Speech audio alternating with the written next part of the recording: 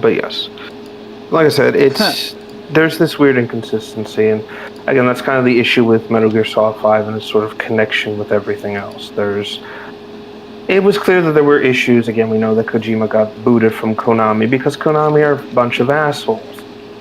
But people wonder why I say Konami are still worse than Nintendo. Konami, more like Poonami.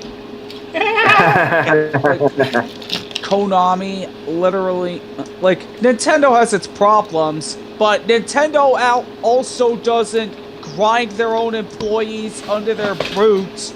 Now, do they? True. And they bring back games people actually want to play, like Donkey Kong and King K. Rool coming back. Yay. What about Bubsy? That is not Nintendo. That is something else entirely. Atari.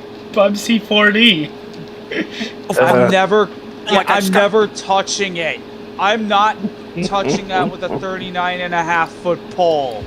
It actually kind of looks cool. It actually kind of looks cool. It does. That's the problem. It's Bubsy. I'm if never you separate, gonna play Bubsy ever. Again, I say again, and I'm always going to say this: give something an honest shot before you make a judgment call. You can hate something on principle. That's fine, and you can keep it to that. But if there's effort, if there's care, if there's something that people actually said, "Fuck it, we're going to do something," but this fucking retarded mascot that has refused to die. You gotta respect that, and I respect them for that. What could possibly go wrong? In terms of the story, what didn't go wrong? Shut the fuck up! Shut the fuck up, you little fuck! I did not mean to upset you. I'm sorry. No. It's like as if Bubsy says, like, "Would you shut the fuck up? Shut the fuck up! I hate you." Sorry, but. You're good. But no, it's again. I have this weird begrudging respect to the fucker, and I'm just gonna leave it at that. Now I'm not gonna go back and go into that whole tangent from last the few nights ago. That's said and done. I'm just gonna stay focused on Metal Gear for a second. That said, I did mention Sahelanthropus. I'm gonna bring it up now. I fucking hate this thing. I really do. Sorry, I think it looks better than the frickin' Peace Walker. Peace Walker made technological sense in the terms of like what a Metal Gear is, because if you look at the evolution of the Metal Gear, and I mean what's it called? And I mean that in the technological sense. There was first the Shagohod, which was essentially like the thing that crawls out of the ocean. If we want to count the portable ops game, there was the Metal Gear Satellite, basically just in principle removing the entire motion of it and showing how flawed a concept was. And then Peace Walker was essentially, let's try to create autonomous platforms and try to make these weapons more versatile in terms of what they are. So you had the recreated Shagohod, which essentially shows that the platform wasn't a bad concept, but it's extremely limited given its surroundings and what it was created for, which was, as we all know, a tank that could fire nuclear missiles via high speed. The problem I have is, why is it the frickin' Peace Walker could be made by a third world country and have a full AI, yet the Shagohod and Metal Gear Rex required a human pilot? Well, we're getting to that. Sorry, hold on. I'm getting to that. These are not true AI. They are not adaptive. They are programming, and they're little more than essentially, what's the word I'm looking for here? They're little more than just pre-programmed responses. Again, we saw it with the boss Mammal Pod and how essentially it couldn't recognize anything about Snake. It couldn't or Big Boss, I should say. The fact that, hey, he mentions the virtuous missions, he asks them questions, yada, yada, yada, and the AI just does not know how to comprehend it, respond to it. It essentially just goes based off of the operating programs it's given. And even Strangelove admits that, hey, it can only get so much data. It's never going to truly be the boss, nor will it ever enact your will. These aren't traditional AI. like I said, these are basic programs that are being loaded and are operating on the most basic intelligences that you're able to program it at the time. That's why things such as the other Peace Walker drones that work alongside it, such as again the Shagohod variant, the flying drone variant, and that mobile fortress, were so limited in how combat effective they were. Again, the Shagohod variant could only operate in a very enclosed space and could only operate with enough speed to be menacing. It had very light armor. It could easily be outmaneuvered if you knew how to avoid it. It pretty much showed that such a machine couldn't really work properly. The drone variant, as the counterpoint, is it could operate within its guidelines, which was find targets and capture, but that was about it. Once it encountered something that had more adaptability, i.e. Big Boss, it couldn't operate as effectively. While it did have air superiority, it couldn't adapt to its surrounding, nor could it adapt to the changes Boss was giving it. Meanwhile, the last one, the Mobile Fortress variant, was by far the dumbest Peace Walker, essentially prototype, we'll call it, that was ever created. All it could do was go in one circle and operate on one simple directive: locate and destroy. And even then, it was easy to not only undermine its entire parameter, it was even possible to get on board the thing and breach its mammal pod without any real problems. The main difference here is that when you look at the actual Peace Walker, this this precursor to the Metal Gear substrata of the Rex variant, you can tell that this is very much an attempt to push the technology further than before. Its ability to walk on all fours is what's referred to as the lizard walk. Not true quadrupedic locomotion, but not true mammalian stature. When it alternates its form into the biped state, it is very clearly not meant to be in this state. It is only meant to be in this state specifically to fire missiles. And that's it. The Peace Walker was, at its core, just that. It was a machine designed specifically to operate on a very limited AI and could only be programmed as far as things could go. Remember, it was only able to it was only able to complete its mission when Stillman activated the nuclear launch codes and made it essentially start broadcasting it. It had no ability to make its own decisions or anything like that, ignoring the weird Deus Ex Machina, not Deus Ex Machina, Ghost in the Machine plot twist, which, let's face it might as well just been the boss's ghost. That was it. It was never going to go beyond that. The real successor was Metal Gear Zeke. And we saw how effective that was. It was dangerous. It was capable. It could be piloted, and it basically shows that when it comes to the Metal Gear production line, when it comes to things like a true Metal Gear, you require a pilot. You need someone to control it. And while the bipedal stance is achievable, it's not perfect by any means. The Sahelanthropus, by comparison, completely it completely washes that entirely out of the water, because it desperately tries to make the jump from biped to full upright position, and it's very clear that such a machine cannot function within its limited form, even when it's piloted or mentally controlled by another individual. The Sahelanthropus is incredibly ungainly. It cannot operate in wide open spaces for very long. It requires its external weapon systems to even repel armies. And even then, once enough force concentrates on multiple different points, the thing will eventually go down. Against a proper army with tanks, helicopters, armored infantry, and things of that nature, the Sahelanthropus would not last long in an open engagement, let alone be able to be as effective as it would by traditional senses. Even if you look into things such as the metallic archaeas and its metallic archaea weapons, and even its pods and things like that, these things do not stand much of a chance against a proper military force. That's why, when it comes to its capabilities, it's extremely limited. Even the railgun variant that it had, its railgun, was only able to fire when it was in its more traditional biped stance, which again shows that when it comes to the Sahelanthropus, this is an evolutionary dead end by its complete another statement. again, that's what annoys me about this thing. It jumps the shark from sensible machine construction and a very clear evolutionary line from the Shagoha to Metal Gear Rex to just essentially a fucking Gundam at this point. And my God, does it show.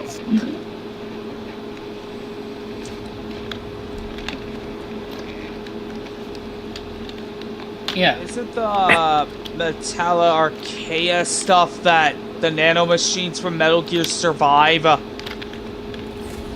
We don't talk about Survive. Survive is a spin-off and it doesn't exist. Yeah, a lot of people say Metal Gear Solid 4 is bad, too. Yes, but it actually ends the series until Metal Gear Revengeance, and then it's just kind of like an epilogue to everything. Metal Gear Survive specifically tries to rewrite a lot of Metal Gear's story and tries to retcon it in a way that it cannot possibly exist. If you've ever looked into the story of Survive, it's essentially the game tries to present itself as this is an alternate reality called Dite and things like that. And that's what this is. Essentially, it's just fragments from the 70s. And then it turns out it's literally Earth in the future. In the distant future. Exactly. Now, the main thing about that is that it tries to claim that it's the future that Revengeance takes place in, which could not be the case, because again, if that was the case, why don't we see things such as the cyborgs, more geckos, like actual things from that period? It's because, again, this retcon was added in late in production when it was apparently clear that this was not going to be a successful game, so they wanted to tie it in. A lot of the fans, and even Konami, has basically relegated this to spin-off status, so it's not canon to the main series, but it's there, it's a thing. The only other franchise I know with a game that was supposed to be canon but ended up getting relegated to spin-off status is Metroid. What, with the Prime series and then Other M. It wasn't the Prime series. The Prime series is actually considered canon by the fan base.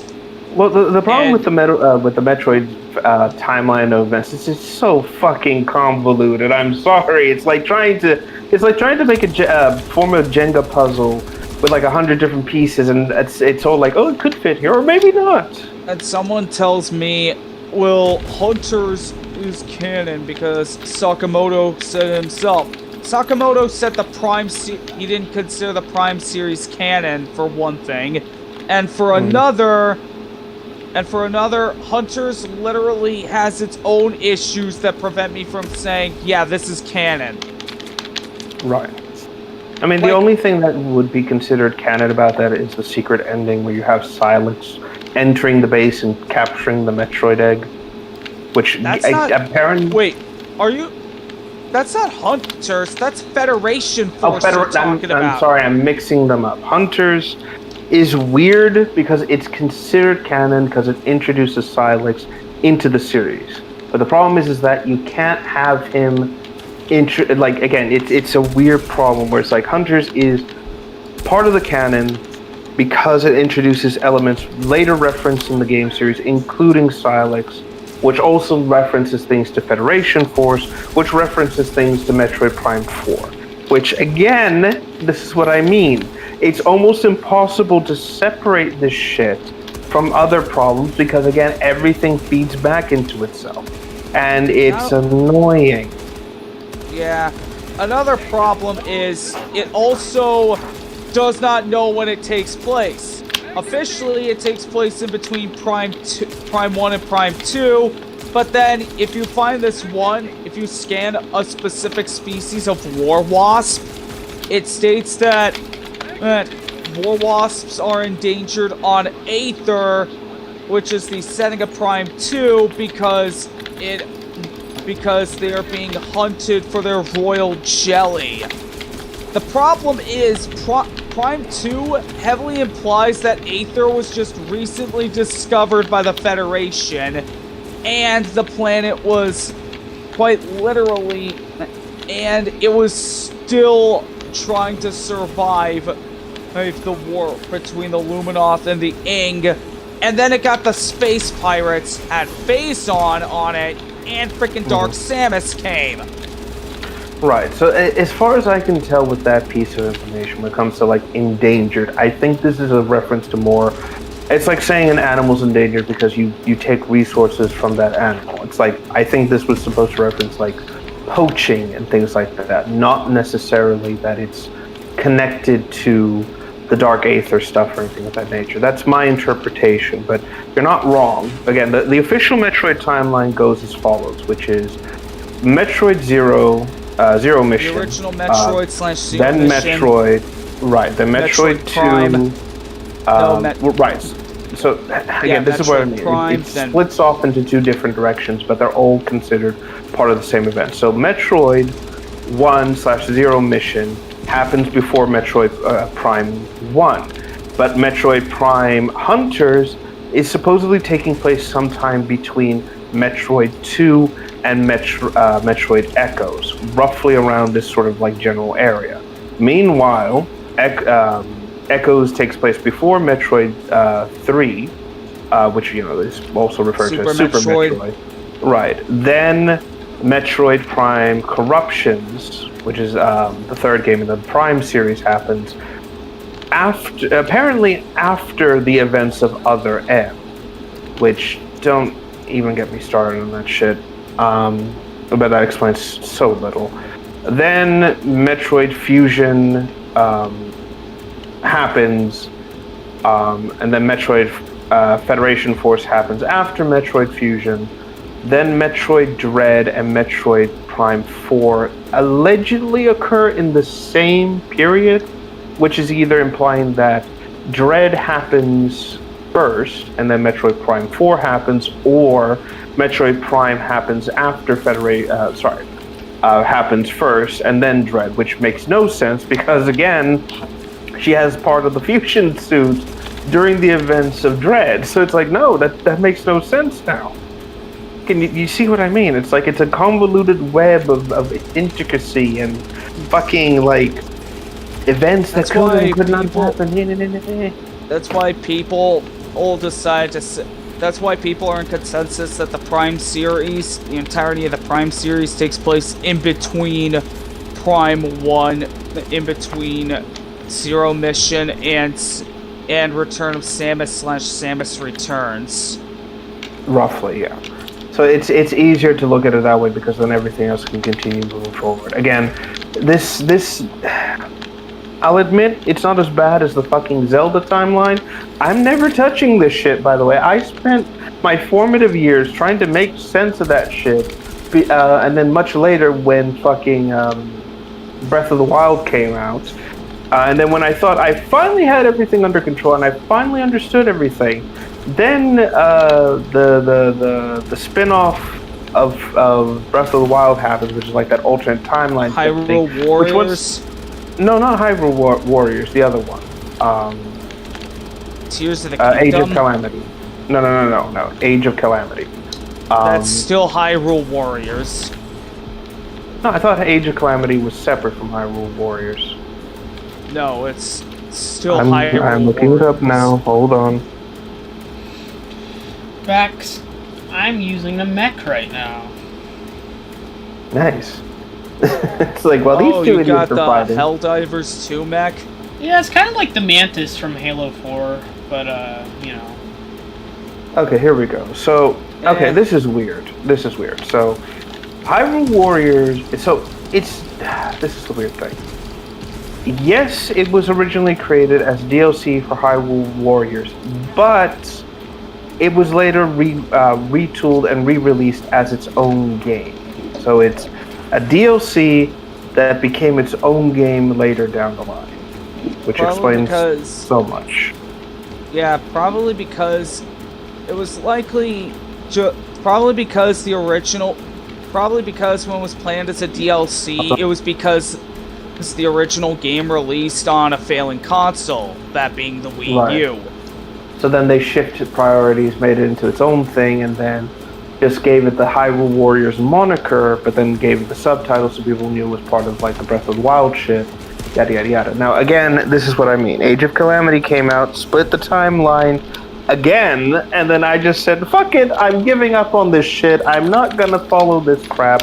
I'm gonna reserve what little brain power I've got left. I spent, again, a whole year trying to figure this shit out and drinking myself into a stupor before just saying, fuck it, we're done. At least Zelda's more consistent than Final Fantasy and Kingdom Hearts. Help me, Bex. I'm getting distracted. The Covenant are after me. They're trying to get my ass. But no, that I never bothered with Final Fantasy. I only knew 7 and I only knew Final Fantasy 7, the movie that came out after Final Fantasy 7, and Dirge of Cerberus, and that.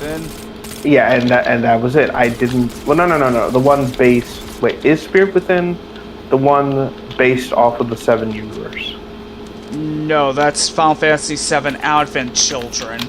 Thank you, Advent Children. So I only know about the 7 stuff up until Dirge of Cerberus, and then I just stopped following the series because I realized, like, when I found out about the other games, that like their whole like shtick about like, oh, it's fantasy and this shit. I said, nope. I'm not going to do this. I'm not going to waste my time, because when I found out that very little to none of this was interconnected, it was that moment where I realized, it's like, why would I bother wasting my brain power following the RPG stories of these settings when I know they're not going to matter in the next game that comes out? Well, unless that next game happens to be a sequel. Exactly, which is like, that's like 1 in a million. That's going to be the case. It's like, no, I'm not going to do that. The only times this was a sequel were 2 spin-offs and 2 mainline entries. And one of those mainline entries got 2 sequels. Was that Lightning? I don't know. Final Fantasy X got Final Fantasy X-2, and Final Fantasy 13 got 13-2, and Lightning Returns. Oh! Yeah, is that the one where DSP was fucking trying to... There was a fucking fire alarm going off when he was trying to do a fucking review bit? Yes, that's it. That's the one. Wait, an actual fire alarm? Yeah, like, yes. He just said, oh, this is the best time to record it, you know? And instead of, like, being a normal human being and saying, I'm gonna stop and not do this, he said, we're just gonna power through it, guys. And all I could think to myself was, like, God, I want to punch you right now. I mean, I didn't watch it as an actual kid. I saw the Das Bullshit parody, which just has DSP complaining about the game, and then it just slowly catches on fire, and he's just rambling off about like stupid shit. And then what was it? The rest of the episode is like his boss, which is a demon, demands. By the way, the demon's like called the LP demon, and he demands that Phil redo the video, and specifically because he knows that Phil is a complete and utter retard, says you're going to collaborate with this version of like the angry video game nerd for this setting, basically. AVGN. And then it just, yeah, but it was a parody of AVGN. I think they gave it a different name, and I don't know what it was at the time. But Phil, yes, so basically what happens is that Phil goes to the guy's house and knocks on the door, and basically it's like, hey buddy, you know, how you doing, all that shit, and the guy is just trying to close the door on him, but Phil's put his foot in the doorway, but every time the door slams, his foot just gets more and more deformed, and it's like, oh god, you really are that stupid. Then instead of that's like got to hurt. Oh, Ouch. absolutely. But instead of like the whole thing, he has no tact or whatever, and he just says, "Hey, buddy, you know that favor you owe me?" Because somehow he gets a favor out of it, and so he convinces him to basically like, "Oh, let's work together on this video game review, right?" So the guy has no choice, like, "Fuck it, whatever. I don't care." So he goes ahead, and they go into like the next room to do the recording, and then immediately. They're just standing next to each other, in like the setup room, and then immediately the guy's like, "Well, aren't you going to say something?" And Phil's like, "Oh, what? You want me to say something now?" And the guy says, "No, in 5 minutes." And then Phil just goes, "Okay," and then just cuts it and says, 5 minutes later. And then he immediately just starts talking while the guy's just face palming the whole time. It then just evolves into basically him being, what's it called? It basically just evolving into him insulting the guy. The guy actually loses his mind, tries to kill DSP, and then DSP, as in a reference to his abortion of his previous Metal Gear game, announces CQC like to fight him, and then just pulls out the anti-bomb spray, sprays it in the guy's eyes. He collapses and goes, "Ah, my eyes!" just screaming. And Phil looks at it and just goes, "Wait, when did I equip this?" You know, like just a complete fucking moron. Again, it just ends with his boss basically having no choice but to just put up with it. And again, it was the Christmas episode, so he realizes and says something like, "You know, boss, I've learned a valuable lesson that if you're not entertaining or interesting, people won't tune in," and you know, like blah blah blah blah. And the boss is like surprised, and DSP's like, "Here, I got you this." So he hands him the game he's reviewing, which I think is like Mario Party or Mario Kart 8 at the time. And his boss is like, "Well, Phil, that's very thoughtful of you. I wanted to play this game." And he opens it. There's no game inside. And he's like, "Phil, where's the game? There's no game in this." And he just goes, "Yeah, I traded that months ago, dude. But it's the third, they can't, right?" And then his boss just punches his head off. Just like, "Fuck you."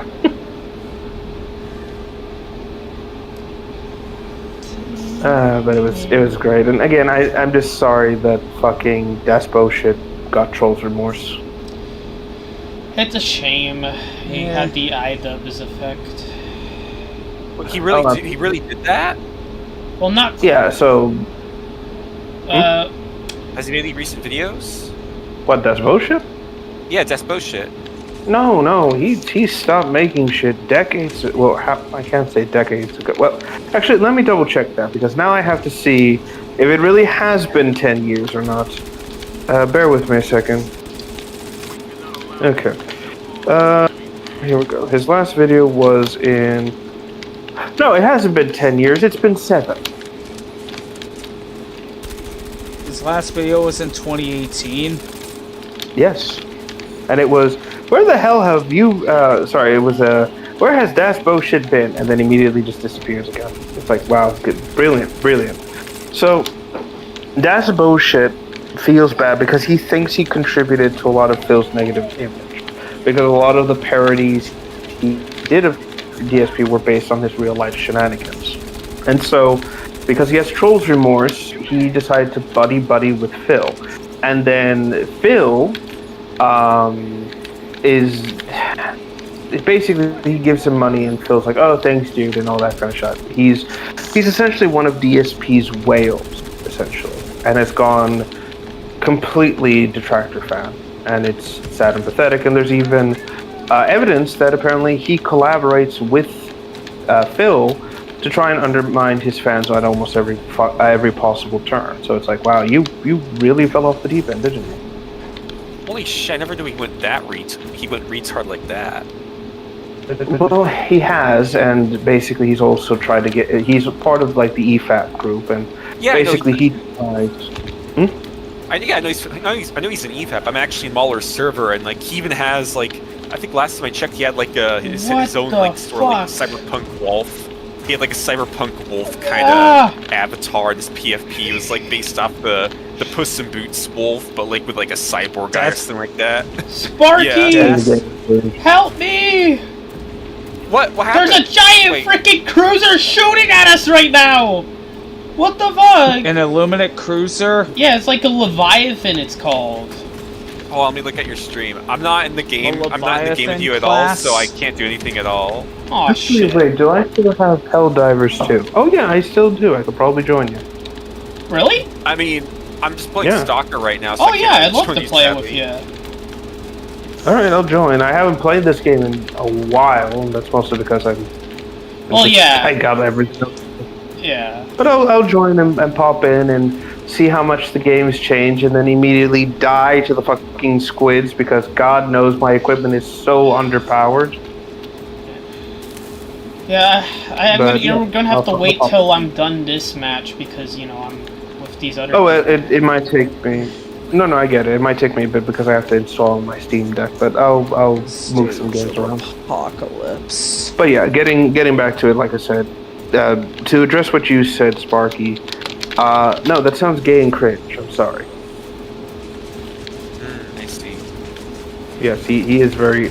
Well, that bullshit is very cringe, and I think it's because he's trying to mask the fact that he goes along with that's, you know, with EFAP and everything, and he tries to present himself as like higher intelligence and all that kind of, you know, like trying to prove a point with the rest of them. But frankly, that's bullshit. Is just, he was popular because he was a contrarian. Then he got trolls remorse. Then he stopped doing things in Gary's mod and thought, oh, I'll just pursue other things and people will still follow me. Nobody did, then, you know, that's it. Yeah, he's a washed up motherfucker, to say the least, and frankly, I'm sad that I used to like him because, well, he's just, again, like I said, gay and cringe. That's a bummer. Oh, absolutely, but hey, that's what happens when you think that trolls, that, you know, like if you've ever bullied someone online, or trolled someone, or just generally be a pain in someone's ass, remember that you did that for a reason and there was fun to be had. Don't let trolls remorse ruin your life. Don't let it, like, be like, oh, I could have changed. It's like, no, if this retard was willing to spurt out at you at the drop of a hat, it was probably going to happen to whoever else. You are not responsible for someone's dumbass nature. Yeah. And I mean that too. But, you know, it is what it is, and frankly, like I said, it's just sad to see. He had the whole world in his hand, and then he gave up because I think he also got into a fight with the FNAF community at some point, and they just kind of drove him out. How? I remember there was this April Fool's video he created years ago when FNAF was big, and then started to mock the fans about it because he said something like, oh, I'm just the latest horror trend, and I'm not gonna last long, and basically just being a real So he pain in did the what ass with Phil them. did. It's on sale on Steam, but not on Xbox. What? I think I do remember seeing that April Fool's video. That was like the one where, like, you know, that Freddy and Foxy in it, right? Like, you know, like Freddy was telling Foxy, hey, do something adorable, and, like, you know, Foxy Ace is like Combat bouncing 7 a is ball on or sale like on that. Steam, but it's... Well, the Top Gun Maverick edition is on sale for $15, but I don't care about the Top Gun Maverick stuff. Okay. I mean, I don't even The use regular fucking edition PS4. is on sale on Steam, but not on Xbox. I want the regular edition. Who cares about the freaking Top Gun Maverick stuff? I just want care. Ace Combat stuff. Well, It's like just being very, very casual. I care. Top Gun Maverick's cool. I haven't seen the movie though. Heck, I've never even seen the original Top Gun. Same here. I'm not saying they're bad movies. I'm just saying I don't want the... I'm just saying I just get where you're want coming Ace from. Combat 7. No, I get you. I get what you mean. I have a similar kind of like relationship with the Fast and Furious series. My father and my brother loved them. I never bothered. I've managed to avoid almost all the fucking films. And somehow I don't feel like I've lost anything. I still get the joke of family, but that's about it. The only thing I got involved with when it came to Fast and Furious, well, two things. One, that fucking annoying Tokyo Drift song. Everyone was playing it in my house, and it just kept getting buried into my brain. And when my father came to visit me, and we decided to book a trip to Universal Orlando, and then he was insistent, by the way, that we all get on, what's it called? We all get on the Fast and Furious ride, and we went there, you know, because it was like the family outing, whatever you want to call it. So we went there, and then immediately, as soon as we get in, we get this terrible like live performance. The live performance actor just kind of like doing their script and shit like that. Very clearly not interested. And I just remember everyone just like looking at him, listening to the stand-up, staring at him, and basically just being like, "Don't quit your J job, dude. This is terrible." And then we rode the ride. I remember not understanding anything about the fucking ride. I just kind of sat in the corner of the ride itself and got jostled a bit. I actually wound up dislocating part of my spine again because the fucking thing was throwing me around so much. And my special needs brother was absolutely losing his mind because the lightning sounds were hurting him in a way my father didn't realize that would happen. So the whole thing was a complete travesty. I had to actually have my father grab my upper body while I pulled to get the segment realigned. And then we had to wait till my brother calmed down, and all the while my sister's just watching all this unfold and just being like, holy shit, this is bad. So moral of the story is, don't do the Fast and Furious ride. It will destroy you. Yeah. Ironically, we got on the trans... Oh, sorry, go ahead. I'm not gonna... I don't think I'm gonna go through that ride. Yeah, it's not fun. Ironically, we got to do the Transformers ride a little later, before we left. That went a little better because he was into that sort of thing. He loves Godzilla, he loves mecha stuff, and he was just fascinated with everything in the ride, the machines, witnessing it all happen. He was just completely absorbed. And I just remember him looking at the replica Megatron skull and everything in one section and just staring at it in pure fascination. And I was like, if he could, he would likely try to climb out of the ride right now and try to rip that thing off and take it with him. I just know it.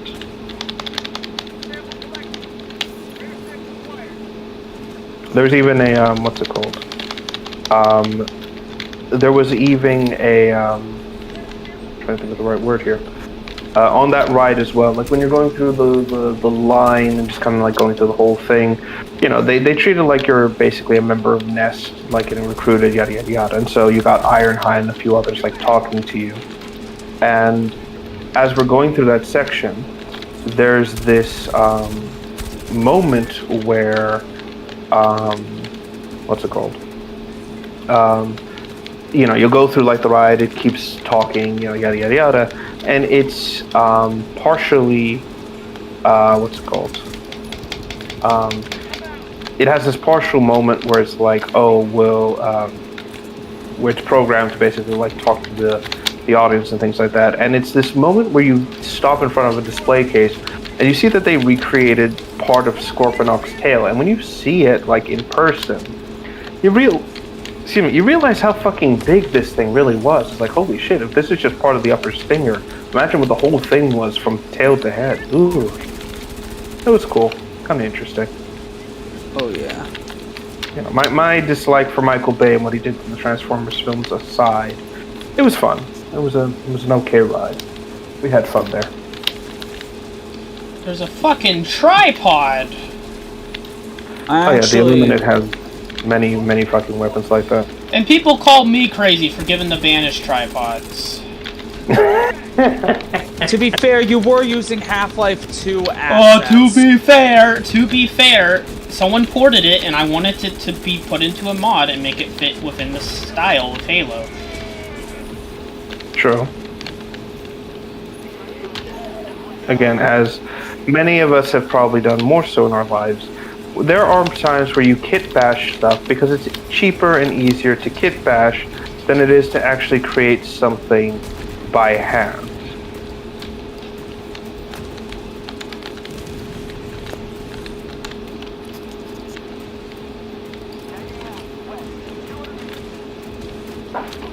So let me check how far in my download is. 18%. Jesus Christ, it's gonna take a bit. God, my fucking teammates keep running into my mech. Dude, stop it! He said For like sorry. 5 seconds. It's okay. I told him it was okay. Oh shit! Getting fucking airstrikes here. I keep walking into my fucking mech. Like, come on, dudes. You can get friendly fired. I think, again, Helldivers is an odd community where it's like, yeah, we know that there's friendly fire, but we're still gonna run in front of your gun because it's funny. I think these are just Xbox noobs because they all of them have ODST armor on, and so do I. Oh god, that must be so fucking weird. It's like, again, ODSTs are supposed to be the elite, best of the best Marines, and you just see these dumbasses walking in front of the fucking mech machine gun, and you're just thinking to yourself, like, these are supposed to be the elite? Okay. Well, the ODST set also gives you like a stealth bonus too, which is cool. Okay. I mean, that does nothing in this open environment, but hey, it's the thought that counts.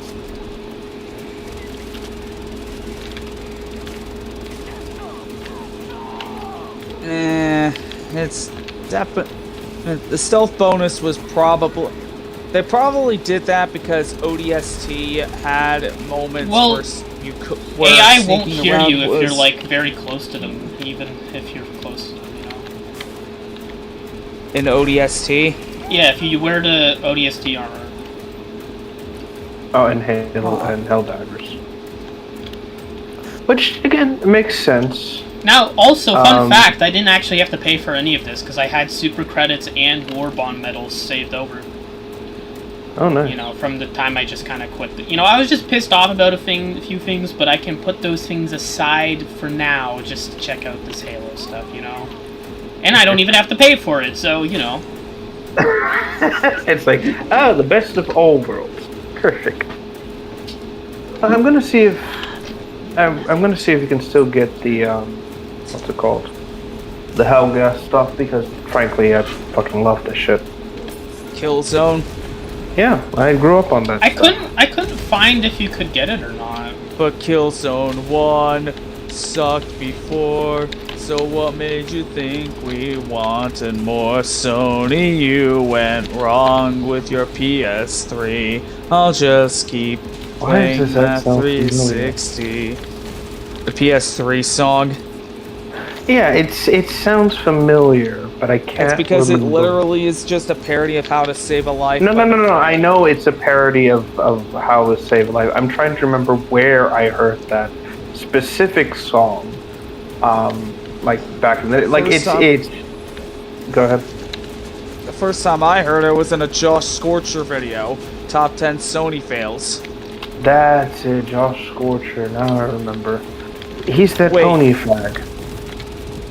He's also the guy who, he's also the guy that, he also made... Oh, shit! One of my favorite videos of his has to be top 15 worst consoles. I just shot down one of their fucking airstrike fighters, and it fucking made a car that landed on my teammate. It's like that one team is like, yeah, did it! Just immediately gets fired. Like, sorry.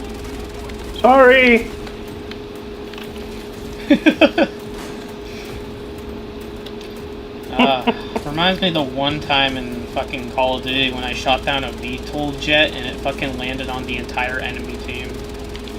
It's like, fuck you! Oh, what's shooting at me? Oh, so also for this event, they named one of the cities on one of the planets New Alexandria. And they also made New Mombasa a canon thing. So, you know, they kind of canonized the sponsorships, you know? Oh, they did. So, when it comes... It's an interesting approach because it's like an alternate version, which I like because it heavily implies... Is this version of New Mombasa specifically the one that we see in ODST or the one from Halo 2? I'm not sure. I think it's its own version. Yeah. Oh. So basically, when it comes to these events, just to be clear, they are canon to the Helldiver universe, but they're alternate versions of what we've seen. So in terms of this, for example, they go into detail how like Helgen in this setting is its own sovereign organization of government, basically implying that Super Earth doesn't mess with Helgen because of its petricite weapons and they don't have counters to it. But Helgen is willing to work with Super Earth because of the united threat of the bugs and the automatons. And again, Helgen, despite what everyone will say, or many people will say, actually gives a shit about humanity. Yeah, and for the ODST's case, they're called Obedient Democracy Support Troopers. And they're like a cartoon show, right? Or something like that. And now they've been made into like an actual like force because the Xbox players are coming in, so I guess that's the lore reason. It's, you know, they're kind of like evil ODSTs because, you know, the Unis, like... Because in Halo, generally the humans aren't like aside from like the shit Oni does and like fucking some of 343's lore. Like the humans generally aren't like that bad, you know, they're not evil, more morally gray. Again, it's the flanderization of humanity and ODST. Yeah. Yes, no, you're not wrong. But like I said, I do appreciate that we have our own versions of this, and the little crossover events it helps expand the universe and everything that's going on here. Ow. And currently I am at 31%. God. This is what happens when I remove shit off the Steam Deck. It takes some bit to get in. No, I feel the same. I'd never updated Helldivers, like, after, you know... Yeah, because Helldivers is a very niche thing, and unless you have friends to play with it, it's not like you can make a lot of stuff with it. Like, Helldivers is really good with friends, not that great on your own. Or with randos. Unless everyone has open mics and are into the zone, basically. Yeah, I mean, I'm having fun with these randoms. They're kind of just, you know, doing their own thing, you know. They didn't mind the fact I stomped on them a couple of times, you know. I mean... Yeah, what is, you know, democracy without a little friendly fire? You know, and something cool about this, too, on the city map, you have friendly Seaf troopers with you, and they're kind of like the Marines, which is, you know, that makes the experience a little better because, you know, you actually have some friends, like, other than your teammates helping you out. Yeah. You know, it's a bit of a united force. Why for certain ones, I'll never know. Also, why that Killzone crossover didn't include ISA stuff, I'll never know. Because the ISA are Nazis. Wasn't that the Hellgas, though? No, and I'm so tired of people assuming it is, because, oh, their color scheme is coded that way. Let me clarify this, because it's annoying. So, Vecta originally was colonized by, you know, Earth's forces, and to essentially establish their dominance and control as an independent government, the Vectan government sold many of their mining rights to the world and shit like that, including the Helgen Corporation. The Helgen Corporation were given control of the planet Helgen, and began to use it as a mining operation, things like that. They realized they were screwed over by Vecta because Vecta essentially made it so the contract stated they would have to gain only the citizen rights to Helgen, non-Vecta, essentially trying desperately to isolate the Hellgas from the planet. The Hellgas were pissed off about this and brought their security forces to basically try and annex the planet from the Vectan government and force them to recognize their sovereignty. Vecta, in true Vectan fashion, basically ran to the Earth government and asked them for assistance. They brought in their fleet and basically forced the Hellgas off their planet back to Helgen proper. Fast forward a couple of years, Scholar Vizari rises to power and essentially promises the vengeance of the Helgen. The Helgen are in their entire right to reclaim Vecta because by every technical stature you look at it by, they were completely and utterly fucked over by a corrupt government, thus leading to the first invasion of Vecta several years later in the second extra solar war. Correct, which then led to the partial annexation of Vecta and the circumstances of that initial invasion. This also saw the eventual hypocrisies that the ISA were willing to commit after Helgen was forced off the planet. Rather than resecuring their borders and re-establishing their defensive protocols, the ISA, in their arrogance, really believed that the Helgen people and Helghast were completely and utterly defenseless, and so marched their forces right into it, only to be brought into an absolute slaughter by a superior military force. When they were specifically told by the UCA not to attack. Correct. Vecta, the ISA, because of their bloodthirsty war profiteers, simply believed that they could just easily annex Helgen by comparison, and essentially try to exterminate the Helghast people. Revenge. Yes, only for things to end spectacularly, horrendously for the ISA. Not only was their primary force completely decimated by the impressive and hereto unknown Petrosite weaponry, but they were completely and utterly outmaneuvered by none other than Colonel Mael Radik himself, who successfully managed to disable the ISA, steal one of their nuclear weapons, and purposely used it to bomb Petra City with the intent of wiping out the ISA forces. Yes, Pyrrhus, that's what I said. No, you said Petra City, not Pyrrhus. No, I said Pyrrhus City. Point is, they bombed the... It was done as a last-ditch effort because they knew they were losing. Yes, which successfully eliminated the leadership of the ISA, forcing the ISA forces into an incredibly stupid at first offensive to try and claim the palace itself. This, of course, ended in the way we all know. Colonel Mael Radik was defeated and chose suicide rather than being captured, and led to the idiocracy of one Lieutenant Rico murdering the defenseless scholar Vasari in cold blood, thus resulting in not... Vasari did goad him into it, to be fair, because Vasari he knew wanted himself to be a martyr. Correct, and Rico was an idiot because Rico was always a bloodthirsty little warhound who couldn't be controlled. And the fact that they promoted him to lieutenant was the biggest mistake the ISA could have possibly done, because ironically, had they kept him a grunt, kept on the front lines away from such sensitive situations, Vecta's little plan of let's capture Vasari and force them to surrender may have actually worked. Instead, the end result was, not only was he martyred, it galvanized the Helgen people against the ISA, successfully leading to a rerouting of their forces, the production of newly invented Petrosite weaponry, the complete annihilation of their forces to under Molar attack, all coordinated by the Admiral, of course, and the leadership of Helgen underneath the now deceased Vasari, leading to a successful elimination that led to a 6-month stalemate, resulting in the ISA's unconditional surrender to Helgen, which then, of course, led to the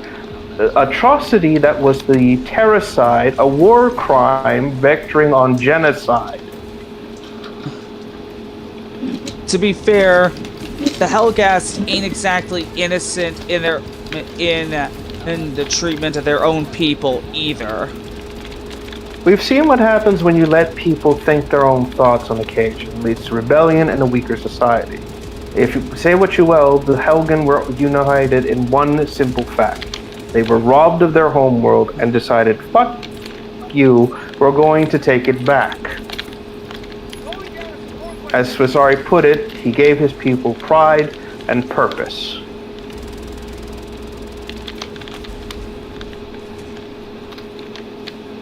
Which is more than you can say for the ISA and Vecta's citizenry.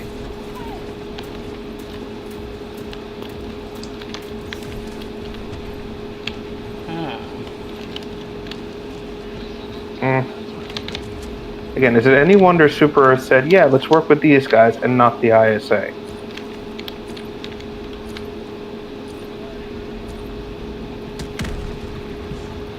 Or better yet, they could have circumvented both sides and just hired mercenaries instead. Right, because mercenaries have always been so reliable.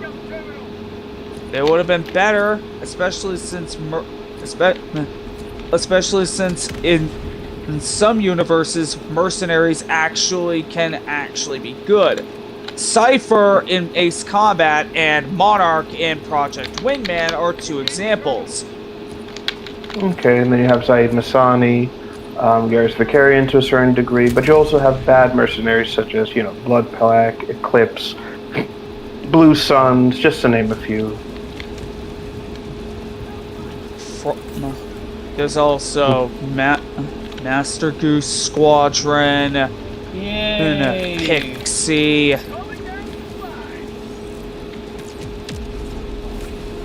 Again, it's all about the mercenary you want to hire, but remember, a mercenary is not always going to be loyal to you. They're loyal to their next paycheck, and there's not always going to be from you.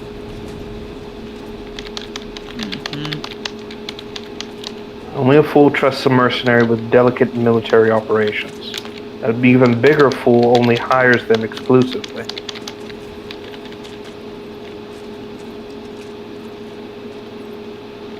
And to be fair, Oh, that's funny. the I just Hellgas saw. also made flamethrowers. I just saw this Killzone guy with ODST armor, but the Killzone helmet on. The Hellgas helmet. Yeah. They also there's and few of Visari's and only one of Visari's own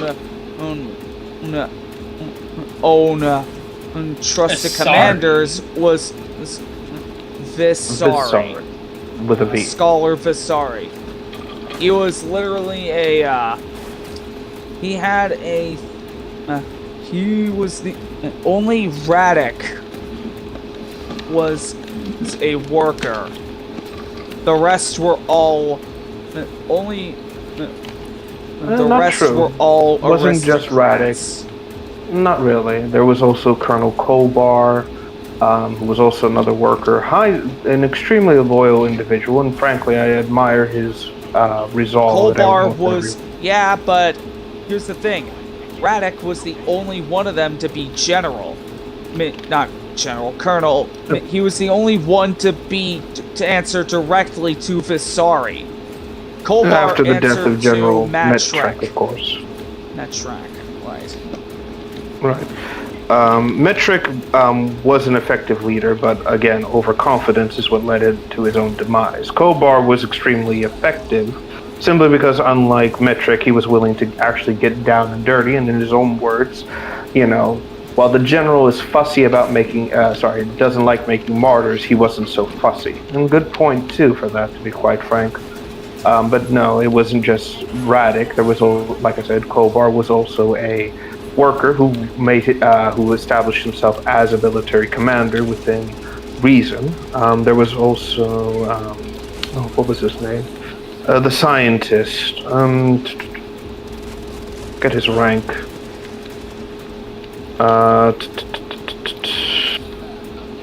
Oh dear, bear with me a moment. Oh dear. Stahl. No, not Stahl. Stahl was an industrious. Or an industrial leader. It was, oh dear, what was his name? Not Savick.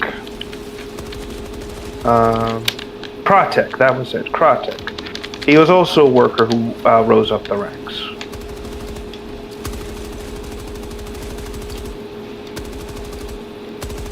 Though his field was more specifically biological engineering and the like.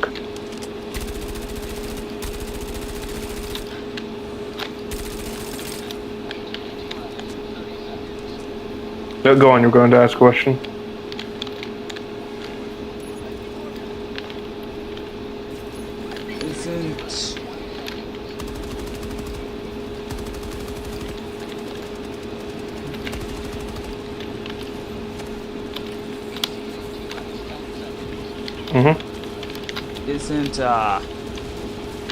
Didn't he also not have a gas mask?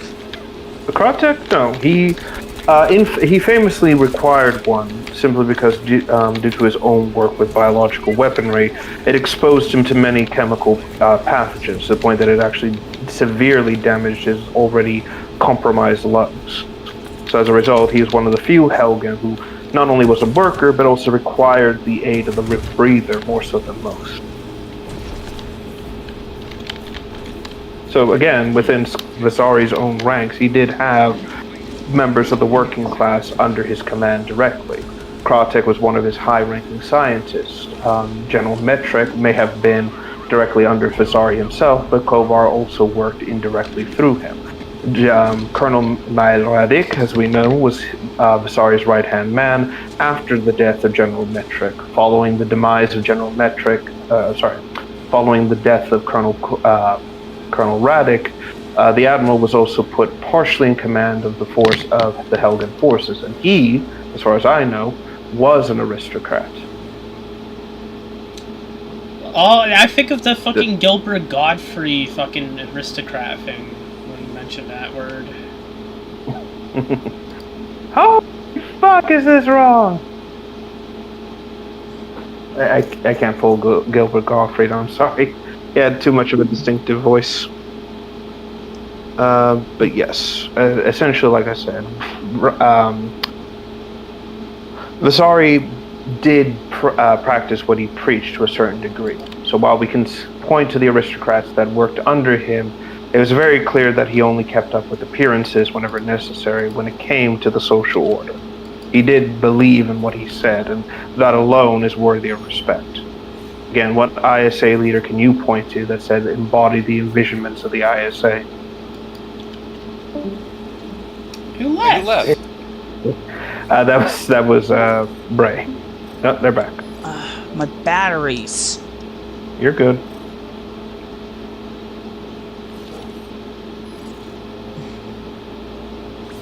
Actually, let me check one thing. Basically, Okay. in Killzone, there are no good guys. Same case with Helldivers. I'm going to argue that one and say it's like, I don't know. Between, the genocidal robots, the genocidal bugs, and the genocidal aliens, I think we can pretty much point to the bad guys in this. Well, yeah, I know that, of course. I think Super... it's just... Oh, God, we look awesome. Well, it's more... I say that mostly because of the, just the fucking censorship Super Earth does, Right. That's the only thing, but compared to everyone else, of course, they're obviously the best, the good guys, But, Obviously. and it comes to people saying, oh, no, they're heckin' fascists, or some shit like that. So you would refer, again, so to those people, it's like, so you prefer the communist bugs. Okay, I see how it is. Yeah.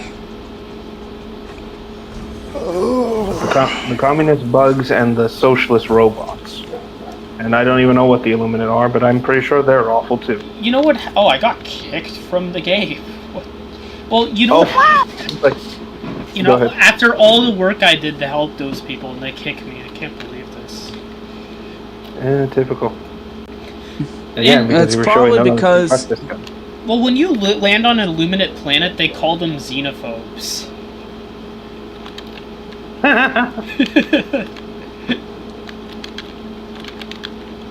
Fucking bastards, all of you. But you know what I mean? It's like, again, amongst the vast sea of just awfulness, it's like, yeah, no, we're doing the right thing here. Yeah. Fuck the people. Yeah, you're right. It's like we're the slightly less religiously insane Imperium of Man. I can't believe I fell for the propaganda of the enemy. I apologize. And that's why we're here, to remind you that, hey... Imperium of Man? Yes, I said Super Earth is the less religiously insane Imperium of Man. I said slightly, but keep in mind, that is not a big gap to point. But then again, they also have space sharks, so it's like, Yeah, you were telling me about them. Yes, the Carcharodons and Tiberus of the Red Wake. Fucking love those guys. It's like they know what they are. They know that they're like scary as shit, and they run with it. Like they don't mess around. They do blitz tactics. They rip into their enemies and create oceans of blood for themselves. Also, fun fact, I forgot to. Yes, fun fact about the Carcharodons as well. Some of them apparently will actually adorn themselves with teeth and jaws of shark-like aliens they encounter from their mysterious homeworld. So some of them will actually have great white-like jaws on their helmets and stuff like that. Yeah. That makes a lot of sense. Oh, absolutely. It's like they embody that ideal, and a lot of people assume that they're kin to the Kraken Guard. I don't particularly believe it. Mostly because of their differences. I think the Kraken Guard can, trace their lineage to the Ultramarines to a certain degree, but I'm not entirely sure. Again, this is what happens when you try to figure out what chapters relate to who. It becomes this fucking massive genetic orgy of like, oh, it's related to this, it's related to that. It's like, why? Again, it's like with the the Imperial Fists, for example. You've got what's it called? The Imperial Fists. Magic yes, Pain Glove. Tell me. I am lost on this heretical ship. Ah! The glove is spoken. Magic I fucking love Glove. I am lost on this heretical ship. Tell me what I must do. I am lost. He loses the Tell hand. me. Your But yes, services are no longer required. Oh, that's interesting. They have a fucking shop that actually... What? Yes. So you can actually scroll through a catalog. What an amazing feature. Wait, so It is... sucks that they couldn't even do that for Halo Infinite. That MCC had, by the way. And then got rid of it because fuck you. Well, Halo Infinite got rid of the fucking permanent battle pass. Yes. Even though they said they wouldn't, but hey, who's fucking counting? God, I want to hit someone. Wait, Bax, is the UF-84 Doubt Killer the Killzone helmet? I'm not actually sure. Does I don't it know have what it looks a like. tube that feeds from the mouth back? Does it have red No. eyes? It has red eyes, but it doesn't have that too. Hold on, let me see. You said it was Does it Doubt look Killer? like does it look somewhat like the German helmet from World War II? It does, but it doesn't really... No, that's not the. No. I know what it is. This is the Stormtrooper-esque designed helmet. So no, that's not the Killzone one. Oh, I guess it's not available to buy then. Well, shit, Yeah, I it's missed no my longer chance. Available to buy. Maybe Oh, well, I'll maybe do an it'll event come that back. sucks. Maybe it'll come back. Or maybe. something. Probably Hopefully. not, knowing Sony. You know, you can just not crush my hopes and dreams. That is an option you can do. It costs you nothing. Yeah, Vax, how dare you? Just the defeated Rev, just like, you know, you could not do that. That'd be great. But no, the Doubt Killer is a close second, and I think I will personally get this because fuck you, I want to pretend to be a space Nazi. It's only 200 super credits. Like, I just have to get, like, a couple more and I could unlock it. Super credits. But yes. Super credits can be purchased, but can also be earned in game. Just by playing the game. As it Which should is- be. Yeah, Frick 343. Arrowhead managed to beat them at their own game, making a live service game that's actually good. Yes. Then again, they beat a lot of companies at their own game. Yes. Arrowhead Then again, is here to stay. I guess Good you reason. could say, then again, to quote Azula, they weren't even a player. But yes, here we are. Sorry, I was just pulling up the Imperial Fist stuff. So I think, oh god, why is, bear with me. So it was, if I remember correctly, so you have the modern Imperial Fist, which are descendants from the Imperial Fist Legion, and then you have the, what's the other one? Oh my god, it's the blue ones with the red hands, the Red Fists, I think they're called. And for some fucking reason, the Black Templars.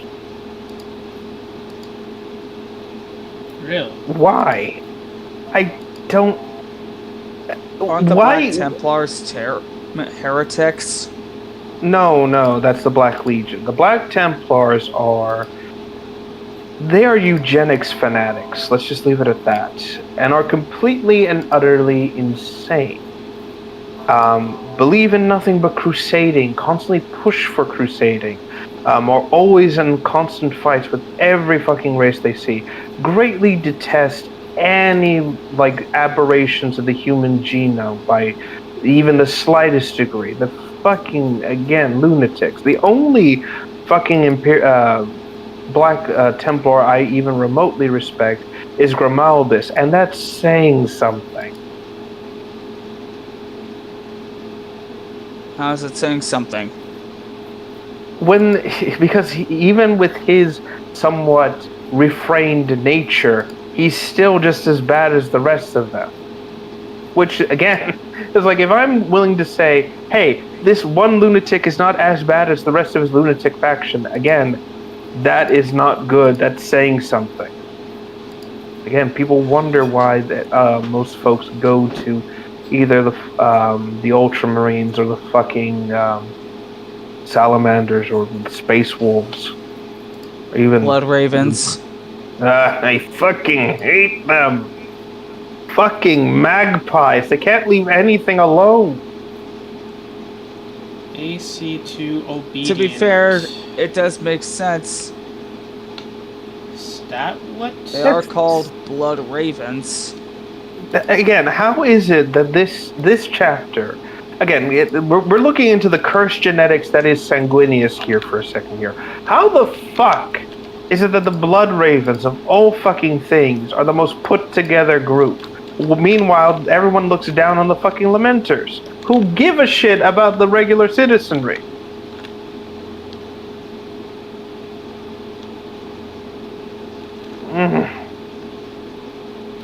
I'm gonna say this again. The fucking Blood Angels was it's both the Blood Angels were a gigantic mistake and a few other legions in general. Because again, Black Rage, the fucking Curse of Sanguinius. Who the fuck thought it was a good idea to say, hey, let's give this entire legion genetic trauma to have them relive the exact moment their father fucking died on the Vengeful Spirit. Yes, brilliant.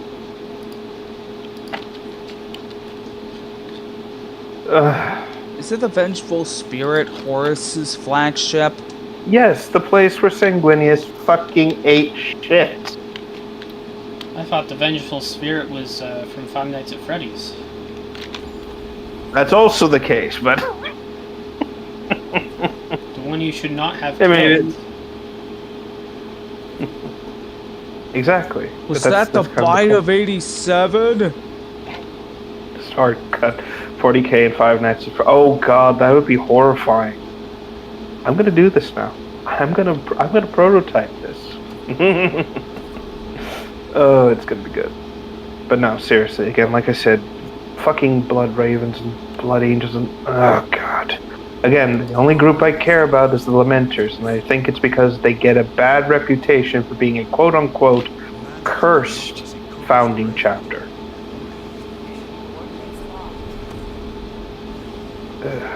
God. Both this, God, sorry. There are many chapters in 40k I absolutely detest, and I wish I could exterminate with absolute prejudice, but I can't. But the Blood Ravens, the Blood Angels, fucking Ultramarines. I detest Ultramarines with a burning passion that rivals 1,000 Foreman grills. Why? just... How do I put it? Like, in the most gentlest way possible. They're the reason why the Codex Astartes, this thing that said, hey, you know these gigantic legions that help us keep the galaxy safe and, like, deal with massive threats on the galactic scale? Let's break them down to chapters instead, which completely weaken the foundations of everything we started. By the way, let's also create a book called the Codex Astartes that basically forces all other legion or chapters, regardless of where they come from, to follow these preordained guidelines. And if you don't follow them, you're deemed a heretic because Gilliman, the little political bullshit scraper, said so.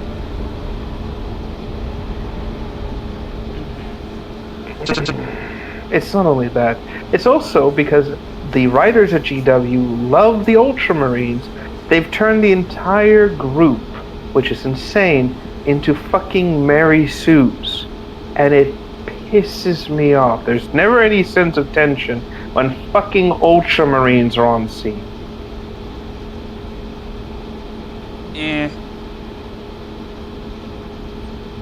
Just... God. I wish the sacking of McCragg and everything had just gone so much different. I rooted for the fucking ruinous powers to succeed, and they couldn't. And that's the thing. I hate Chaos 2 with a passion. I hate all 4 of these childish fucking gods with again, another burning passion that rivals my previous burning passions. And even then, at the idea of them wiping out the fucking Ultramarines, I was like, yeah, go fucking Chaos Undivided, let's go. No, couldn't even fucking do that. I think I prefer how TTS described each of these Chaos gods. Nurgle, the supernatural garbage can. Garbage bag, my apologies. Korn, the violent sociopathic quadriplegic. Zinch, the undecisive mollusk, and Slanesh never went to fucking rehab.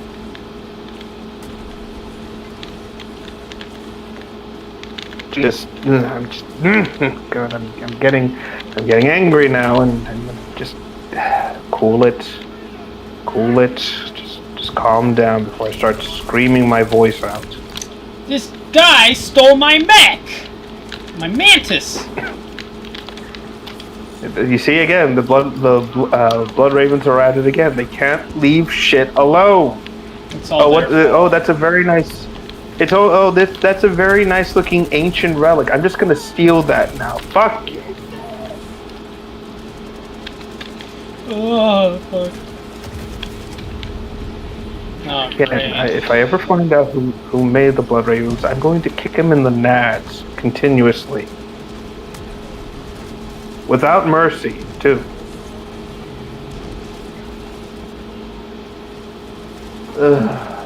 Yeah. Okay, the game has completely stopped at 31%. Fuck. I don't think I'm going to be able to make it tonight. I'll try to make it tomorrow. It's still fun to have you here and talk, you know. No problem. Even through my typical rantings, it's just like, yeah, it's Rev. He's having his old man moments. He's screaming at the sun for being bright. Yeah.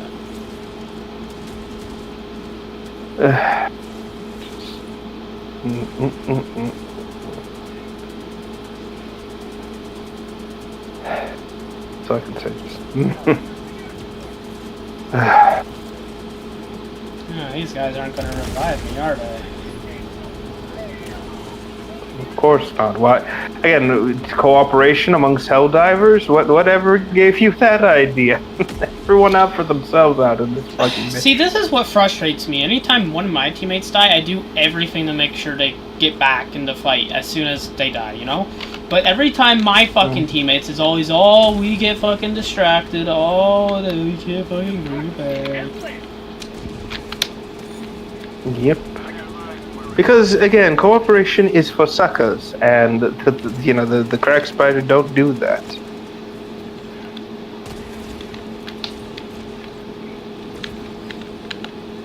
I mean, these guys fucking blew me up, betrayed me, and now I can't even figure out where the fuck my... Alright, I guess I don't have it anymore. It's like, well, I guess I'm walking home now. Fuck you guys. Stole my fucking thing. And I can't find my shield. Oh well.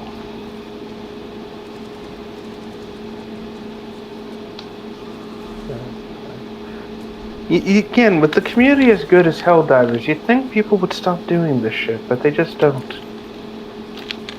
Yeah. And again, they're surprised that, you know, team killing is still a thing.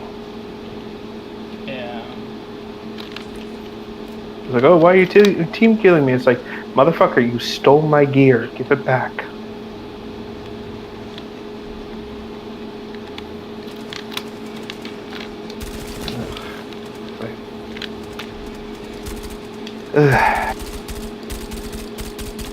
Oh god, I just thought of something. I hope to God Helldivers doesn't do a crossover with Fallout. Please, God, don't let that be a thing. Oh no, that'd be horrible.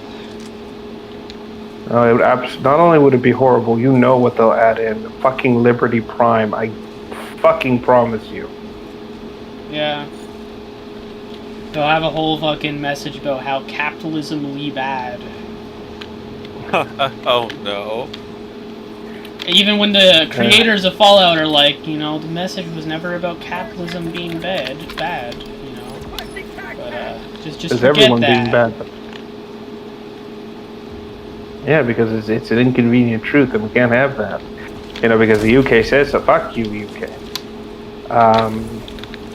Oh, and speaking of fucking Fallout, yeah, the second season has basically been confirmed to be coming out soon, and oh boy. Damn it. The retcons. The retcons. The Todd Howard retcons. Todd Howard, being the little bitch boy that he is, basically just wants to erase Fallout New Vegas from the map, and is doing an excellent job about it, and I'm so angry. The only thing I'm looking forward to right now is Halloween Horror Nights, because they have a Fallout attraction that they're going to be doing, and it's like, I want to go there and just steal something and just run with it.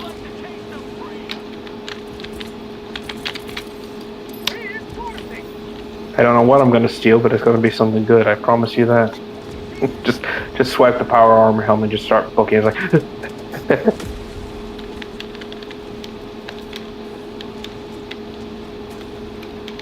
let's see. But no, it's not going to go anywhere really with that show. Hopefully it just ends at season 2. God, I hope it ends at season 2. Yes, it would. But the damage would already be done by that point, and then Emil will be like, oh, I'm a genius, I'm gonna write more of this shit. It's like, fuck you, Emil. Yeah. Fuck you and your bullshit. Oh, you mean the guy from Bethesda that should have been fired years ago but is still there? Yes, that's the same. I hate that guy. The same shitbird. I think everyone with a brain hates him. He even had the gall to compare himself to a Twinkie factory worker, saying, "Oh, but I could get a good, I can guess what's in here, but I wouldn't know because I don't work at the Twinkie factory." Like, dude, the ingredients are listed on the box. Of course you're gonna know what's in there. Especially since it doesn't take a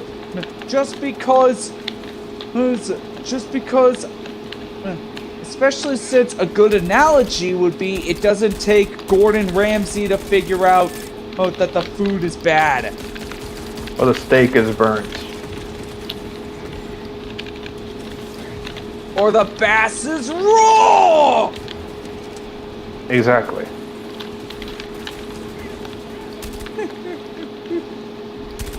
But again, you know, extremely that was one of the funniest moments. That was honestly one of the funniest moments in any show he was in. Oh, absolutely. But still, it's fucking Emil. Like, there's nothing Emil has ever written or done that's been even remotely impressive. And again, I say this in the sense that his writing style is extremely, extremely, extremely predictable. Yeah.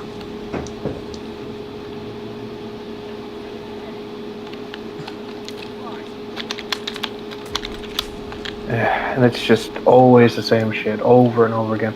Oh, let's do this, let's do that, blah, blah, blah, blah, blah, blah, yada, yada, yada. And it's like, I don't care, Emil. All you are is just a pain in the ass. Yeah, and it actively contradicts some stuff too. Just to name one, in Fallout 4, there are two instances where characters will say, hey, ghouls need to drink water to survive, and two other where they'll say they don't need to drink water to survive.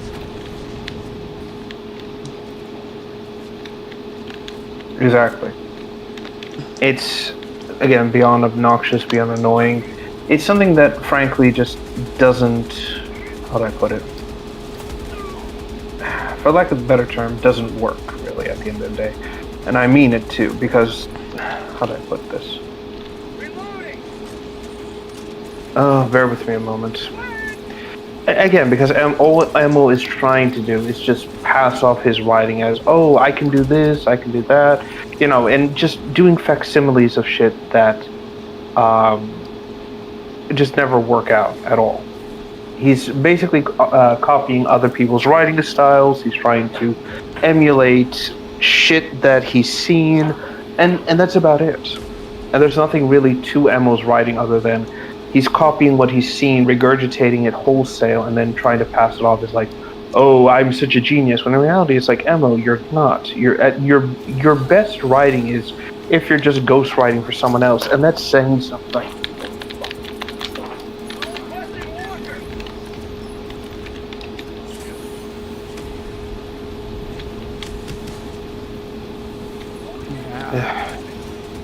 Again, and the fact that he's the writer of the Fallout show shows so much in his style. Oh, how do we get the MacGuffin from point A to point B? Oh, just put it in the guy's head. It's like, are you kidding me?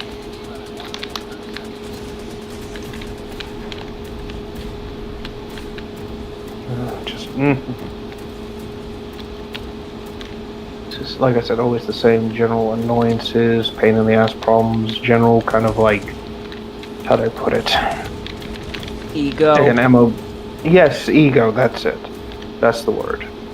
That's all he can do. It's just he can only write from his own point of view, and even then it's not well written, it's not well researched. It's just the same tired cliches and tropes and the same thing he's done ever since starting with like fucking Oblivion, and even then other people wrote this game, not just him.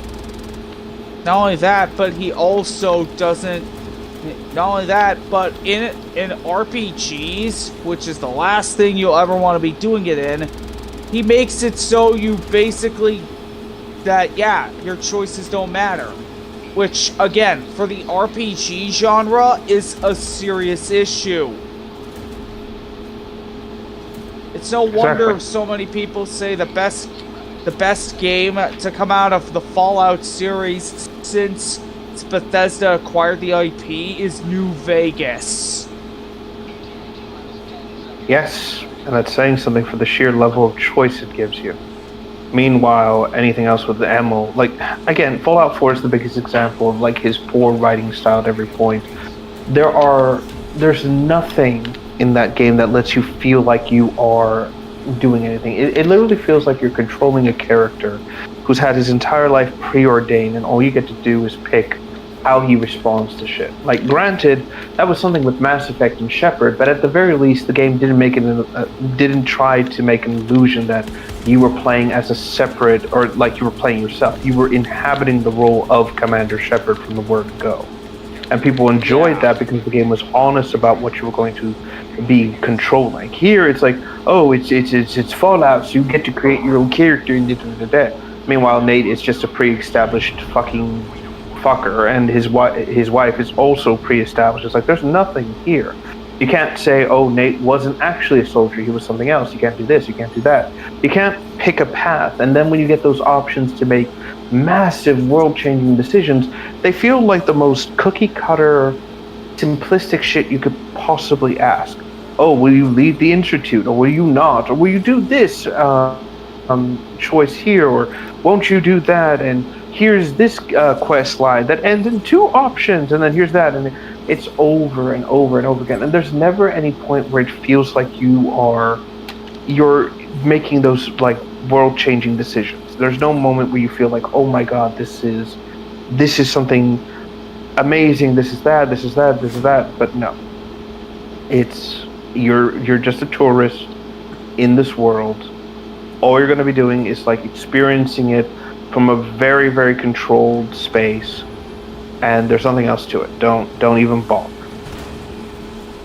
And Broken always asks why I don't like Skyrim so much. Why he dislikes Skyrim so much. Yeah, because it's the same general problem. Like it's even worse than what happened in Fallout 4, because Skyrim is so unfathomably like broken with its choices and its mechanics. Like there's that joke where it's like there's how do I put it? I remember this very clearly, like from my own experience. I played Fallout years ago, Elder Scrolls, Skyrim years ago, and I remember that I was doing like a lot of these quests, and I had basically finished the game, so I wanted to kind of like experience other things and do the other like quest lines and join the other factions and yada yada yada. And I remember going to the Winterhold College, and I immediately thought to myself, it's like, oh, I'm not going to be able to do anything here because my character sucks at magic. I never put any skills into magic. I've used only melee weapons and yada yada yada. I'm very tanky, so I figured, oh, it's not going to let me do anything, or if it is, it's just going to be like super limited, like what I can and cannot do. That's what I thought it was going to be. And then I get there and they say, oh, you can only do spells and blah, blah, blah, blah. And it's like, oh, I can't do any spells. So I thought, oh, that's the end of it. But they're like, no, here's a spell scroll, and now you can cast a spell. It's like, what? Why would I do this? And then the whole thing just evolved into somehow my character, who all this entire game I've set up as someone who doesn't use magic, cannot use magic, and uses his raw skill to fight, becomes the head of the Winterhold College. What? Yeah, that's weird. Oh, exactly. It's like I just sat there and went like, so where's the joke? Where's like where the camera zooms out, and I've been punked, Like in a lot of ways, it's like that. I had the experience that one anime character has, where it's like, what is that anime? It's about the kid who's super strong and gets into like a mage school and shit like that. Jujutsu Kaisen? No, the other one where like the character is super dense and super strong. And okay. Yeah, it's like it's a world where if you can't do magic, everyone looks down on you, and the kid couldn't do magic, so his father just trained him physically so he would be able to protect himself in the world that when he dies. But he went too far, and the kid basically grew up is like the fucking Hulk. Like there's literally a moment where he goes to like buy treats from like a shop. His father doesn't realize where he's gone, and then as soon as he gets to the place, he just hands the shopkeeper like bent coins, and he realizes, oh, I squeezed too hard, and then proceeds to like bend them back into shape, and the shopkeeper is just freaking the fuck out because no normal person should be able to do this. It's the same thing. Like that's what it felt like for me. It's like my character is this brutish warrior, and he's running a magic school that he shouldn't be running. And all I can imagine is like he's just teaching the kids how to use like weapons, or basically be like, today we're going to learn how to use bows. It's like, but we can shoot ice from our hands. It's like, yes, and now you will learn how to use bows. This has now become a school of combat where you learn both the arts of magic and the art of actually hitting people in the face. Congratulations. 40 It was- Emperor, I mean Oni, says Delta's Inferno. For the Emperor, I mean Oni. Yeah, that's exactly what it is. First speed Quote. into hell. That's what I said. Die, scum! No prisoners for the Emperor! He just starts screaming. I have to play that Warhammer game. War Chief. Which one? The big assets, what's his it? Space Marine 2? Yeah. Yeah, it's fun. That's all I'm gonna say. But yeah, no. I'm sorry. I'm just picturing that, like that. The guy says, you know, for the Emperor, I mean for Oni, and I'm just picturing a fucking member of the Alpha Legion, like this super fucking buff ODST wearing fellow. He's just walking around.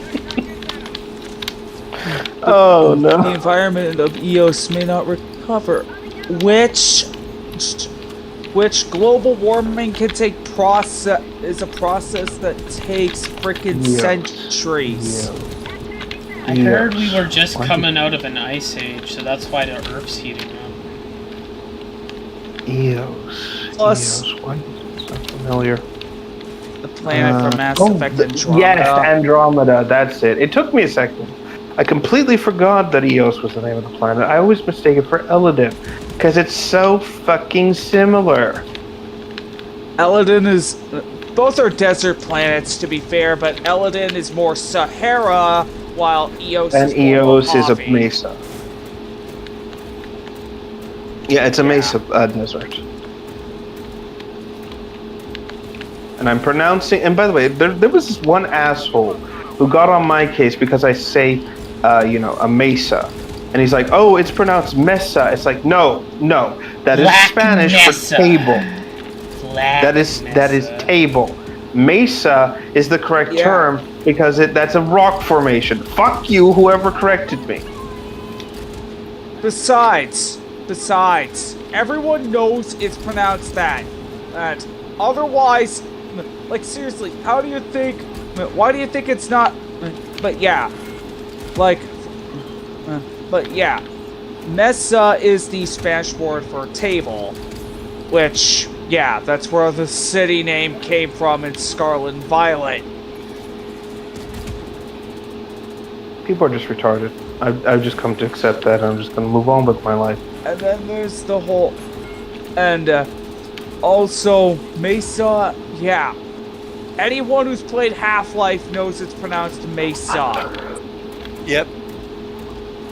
Except that one guy who voiced G-Man in Hunt Down the Freeman. Now, granted, I actually learned from the guy that he missaid it because nobody corrected him on the spelling. Of course. So, you know. God, that game will haunt me to the rest of my days. I swear to God.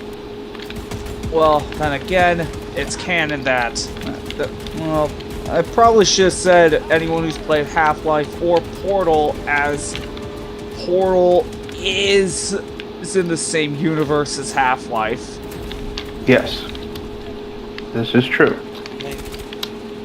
Which is hilarious when you think about it.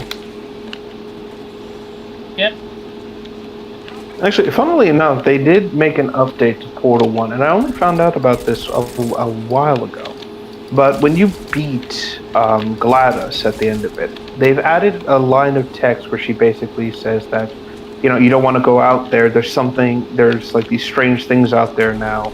I don't know what they are, but I wish you luck, basically, implying that it's the Combine.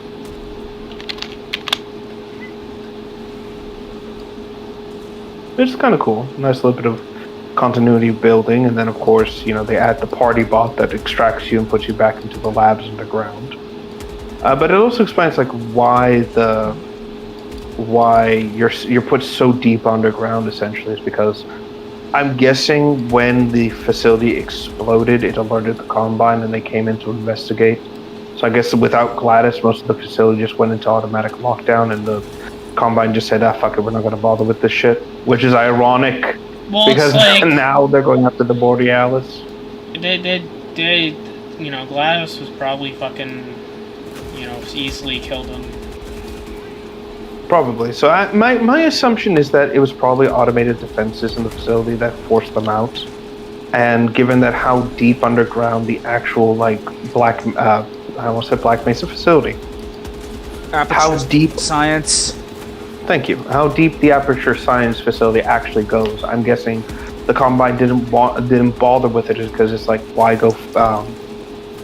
plunder the depths of an abandoned facility when there's probably nothing of value here. Which honestly makes no sense because they already built did they go that far down just to build the Citadel? Not quite. So it's never clearly stated where Aperture Science is located in. The theory is that it's somewhere in the Americas, Midwest apparently, but it's never been confirmed. So it's far enough away from the Combine. The Combine don't know or wouldn't have any operational bases out there. But ironically enough, Half-Life Alyx also insinuates that there were portal storms and things that basically wiped out a large portion of the Americas, and most of the United States and everything is just like non-existent now. But there's no clear-cut answer. So it's either been so badly terraformed by the I almost said void storms, by the portal storms that it's basically like ignored by the Combine, or that there's so little to go off of there that it might as well not be there, essentially. So the Combine likely, if they ever did know about Aperture, the Aperture facility you're in, during the events of during the events of Portal, they probably only ever went surface, partially surface deep and said, yeah, we're done here, basically.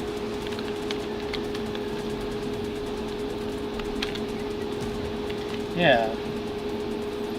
That's really all I can say about it. It's just, it is what it is, and that's another thing I also do like is that the Combine are not portrayed as complete idiots or morons. They are a dangerous threat, but the threat comes in the size they have, the reinforcers they're willing to pull, throw at you, and the sheer overwhelming numbers. Ignoring even their more monstrous creations, it's impressive to say the least. I still think Breen is stupid though, and Portal and Half-Life 2 he's story like makes Joe absolutely Biden. no He's sense. a puppet leader, you know. He's just a fucking puppet leader. Yeah, so it's made abundantly clear in Half-Life 2 that Breen's position is administrative, but he, like Jordan said, is completely a puppet. He is someone who the Combine assigned to the position simply because he was the man who negotiated the surrender with the Combine, and basically proved to them that he's an easily manipulated puppet, essentially.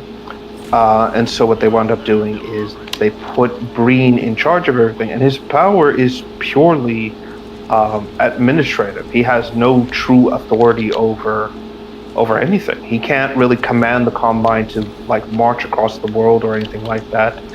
In order for him to even start sending troops to go after Gordon Freeman, he has to reach out to fucking what's it called?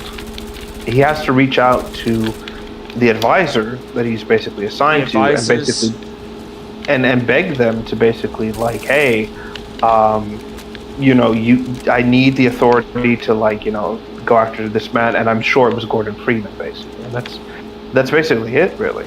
He's not really a military force. He's just the puppet. He's just the thing that everyone can look at because he's the public face of let me rephrase that. He's the human face of the Combine, and that's it. There's nothing else to Breen, and that's kind of the point. He is, in a word, he is just that.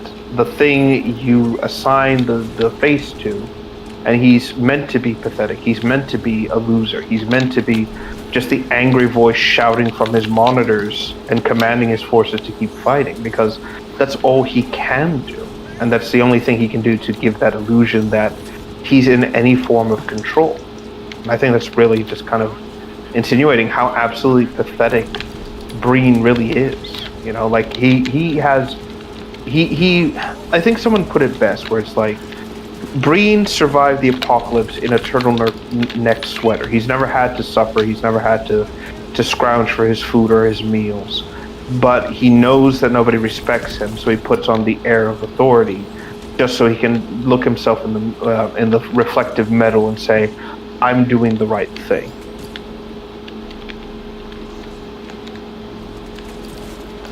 Yeah. Which again honestly, is that's why.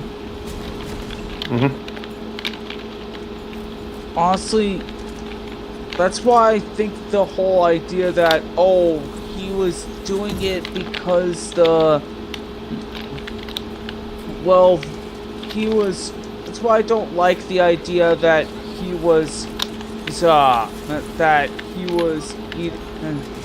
didn't like if he had spoken to the advisors. That's why I think it makes no sense that he couldn't. Why I think it makes no sense that the advisors wouldn't just deny him the ability to send out everything they've got against the rebels. And why I doubt the rebels wouldn't have been able to survive a week against the Combine, but they somehow did in C-17, but they somehow did. There's a bit more to that. So when it comes to what happens in the week and everything like that, it's basically this. So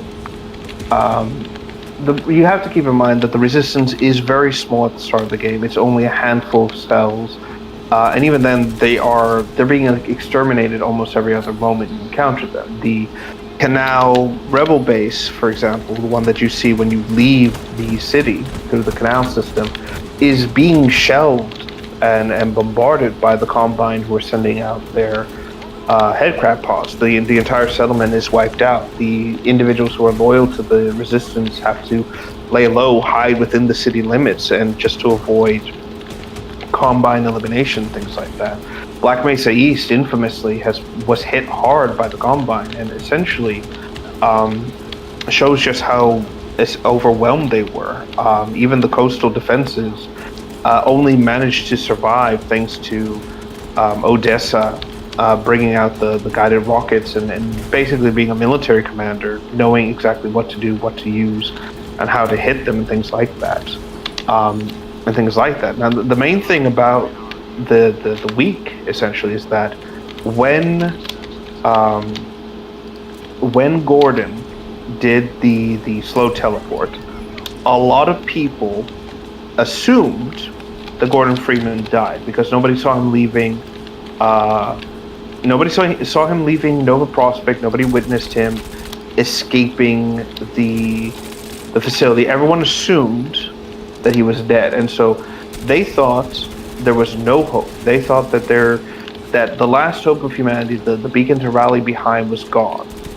And so instead of just giving into complete another blanket despair, they decided to say, fuck it, if this is going to be our last time alive, if this is going to be the death of our species, then let's fight with everything we have. Let's not give up. Let's not lay down and die. Let's go at them with everything. And the assault on City 17 is just that. It is people within the city, outside the city, everyone just throwing caution to the wind and fighting the Combine with a ferocity that has not been seen before. And it's because when you have nothing left to lose, that's when you become a truly dangerous force to be reckoned with. And again, the Combine underestimated the sheer tenacity of the rebels, especially with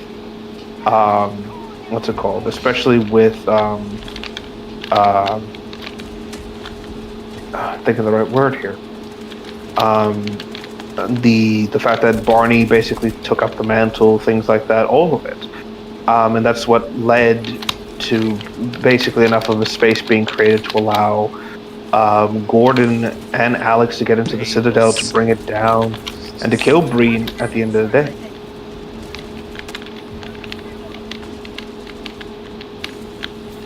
And that's really all I can really say on that, is that it's thanks to Gordon, it's thanks to Alex, it's essentially thanks to these two individuals that they were able to push this forward and, for lack of a better term, hurt the Combine.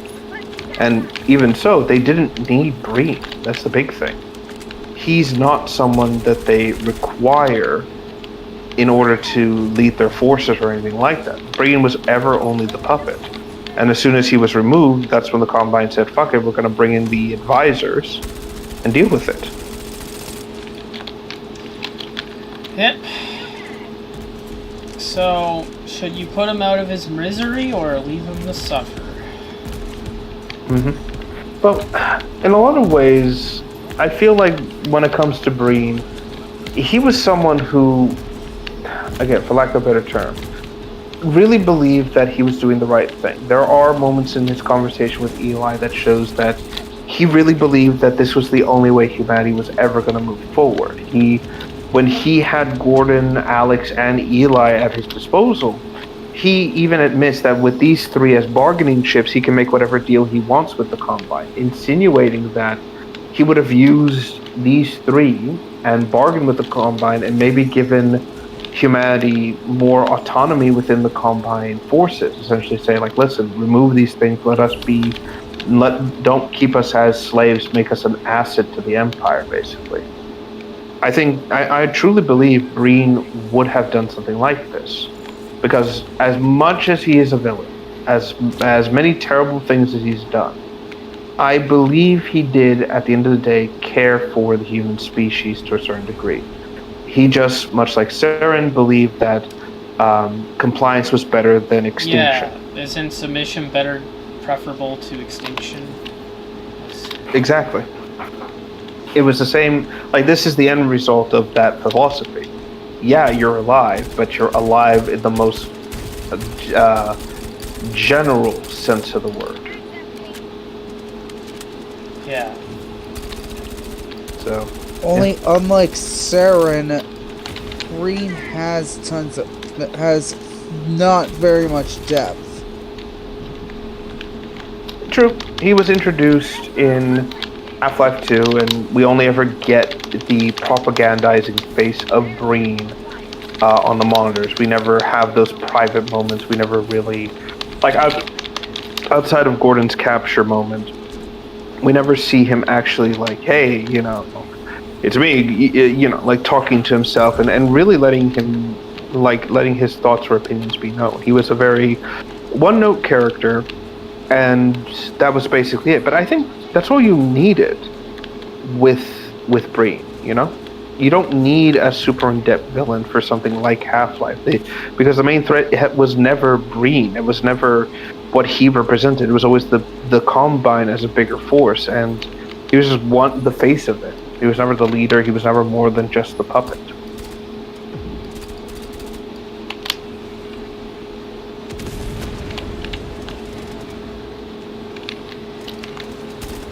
Anyway, I hate to stop it here, but I do need to go ahead and get some sleep.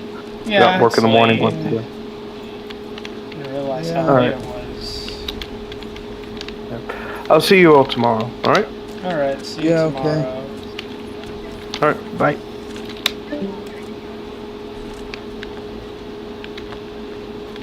I gotta go too. Alright, see ya. Have a good one. Yeah. So Jordan, how's it going? Oh, me? I'm just chilling. I'm still playing the game. Ah, cool. Yeah, I'm just taking a break from Stalker for a bit. I'm definitely gonna go to bed soon, but at the moment I'm just reading the Soyjak wiki. I heard that Soyjak stuff has been dead. Really? I mean, I'm gonna be honest, I always thought you were like one of the guys from the... You must have been from the Shardy or something like that. No, I was never from... Most I did was read the wiki and browse Soy Guru. I wasn't like an actual like member of it, I never partook in that shit. Oh, okay, silly me. I mean, I don't think it seems to be dead so far. I mean, it seems to be doing alright, I guess. I just think it's funny to read all this stuff. It's like, it basically is just the spiritual successor to Encyclopedia Dramatica. And 4chan. Yeah.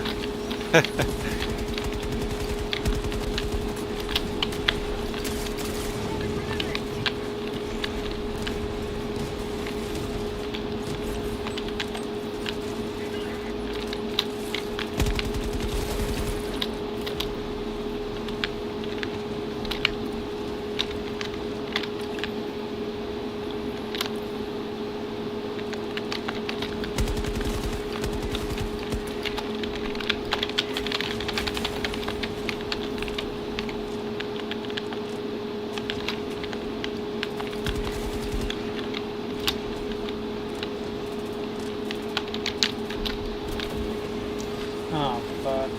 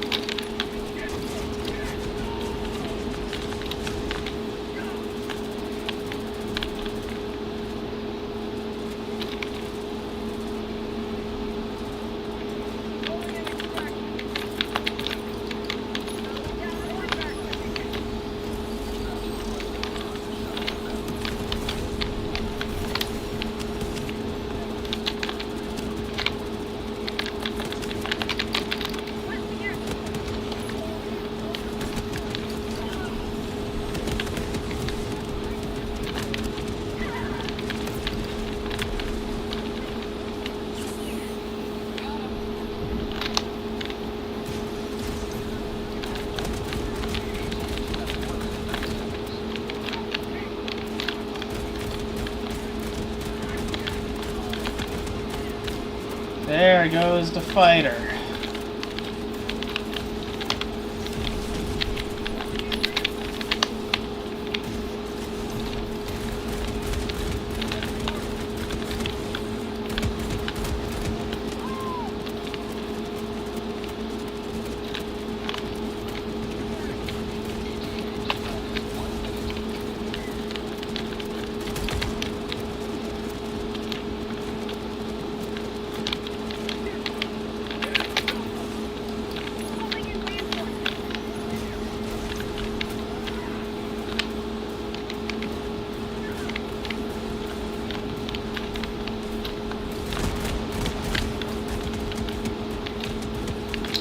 Oh shit.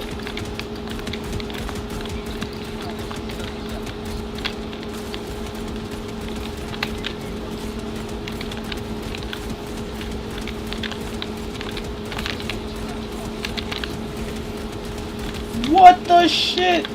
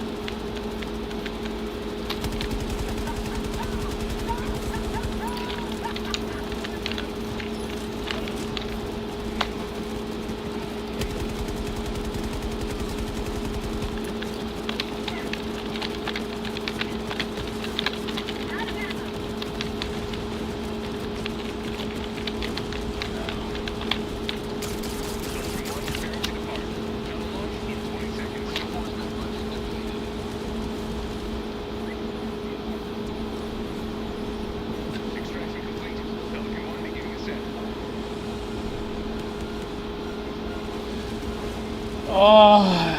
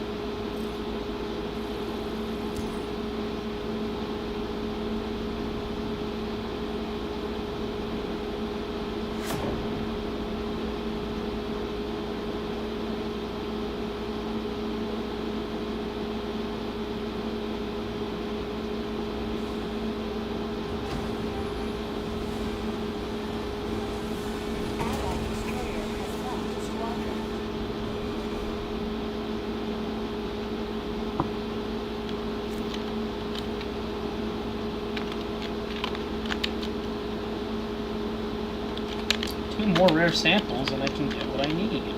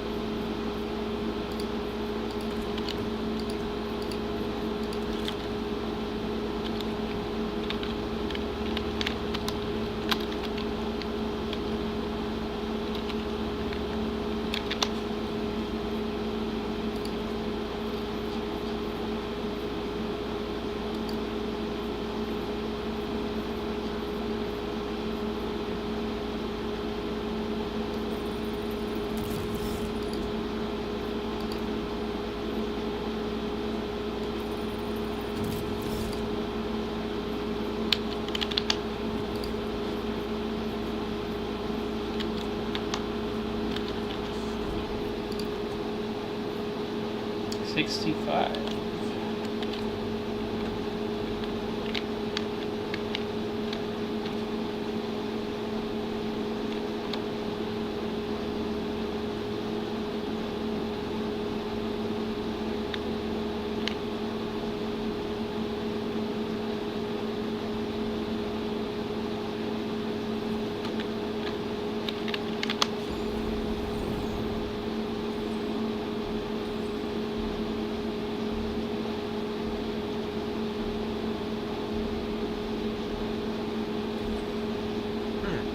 Jordan, you if I head out now? I'll admit, I don't think I really have much I want to talk. I don't think I really have much to talk about. So, okay.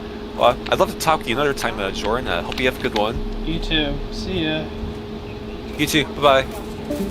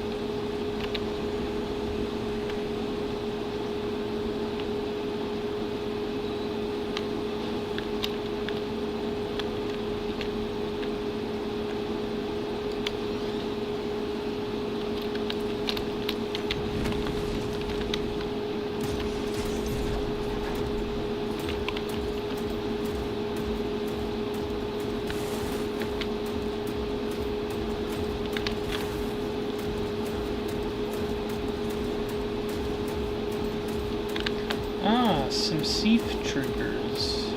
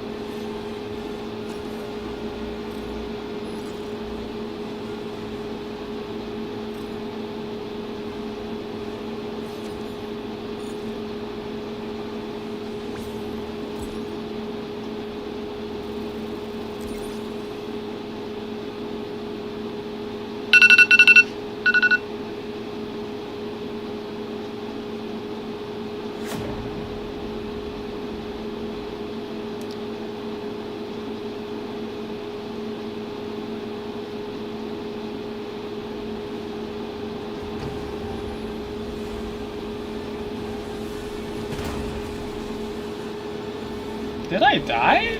No, I didn't. I actually survived.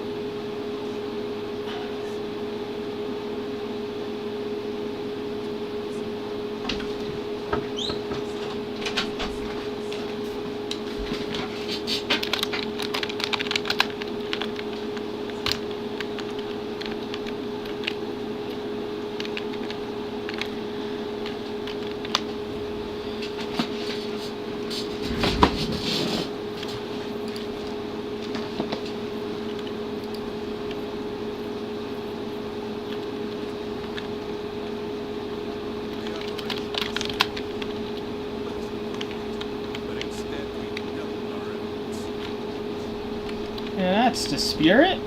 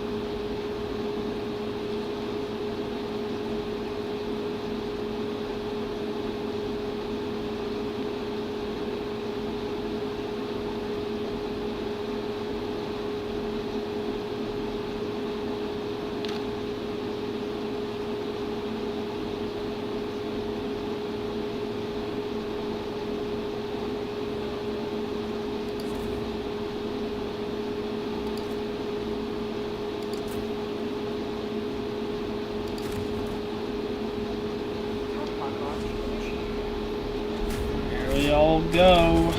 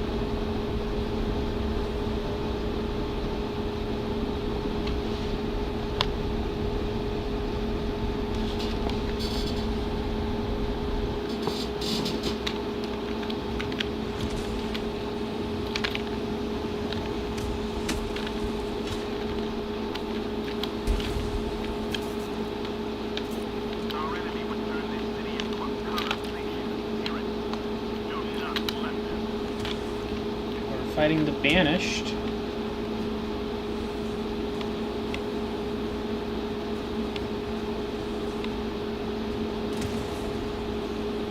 Ah, there's a Seif.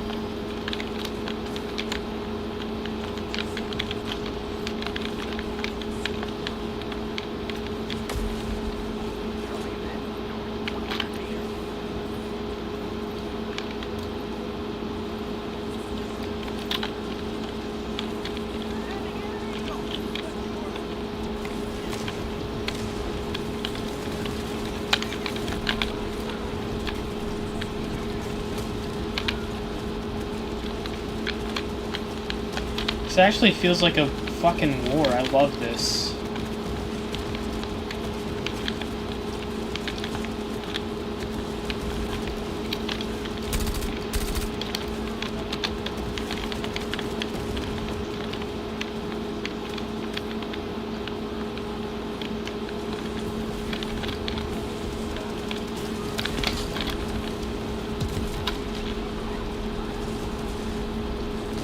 There goes the dropship.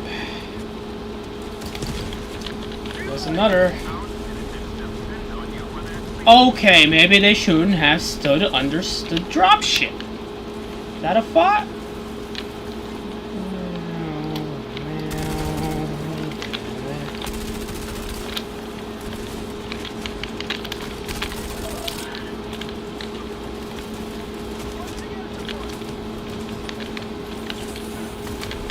Hi, Pacholo.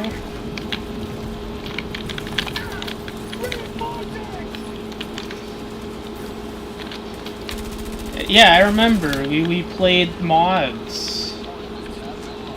I was supposed to do MCC tonight, but I've been having so much fun with this that I kinda...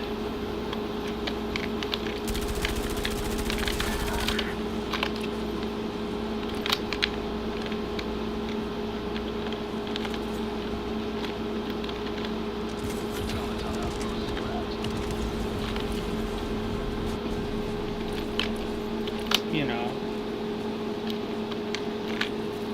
Oh, they have Helldivers.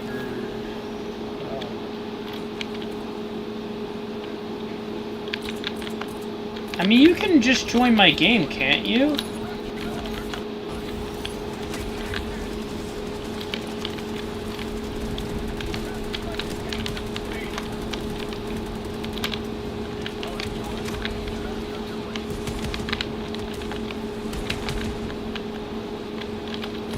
I mean, it's just on my Steam. Like, you can right-click on my Steam name, right, and just join me. There's one slot available.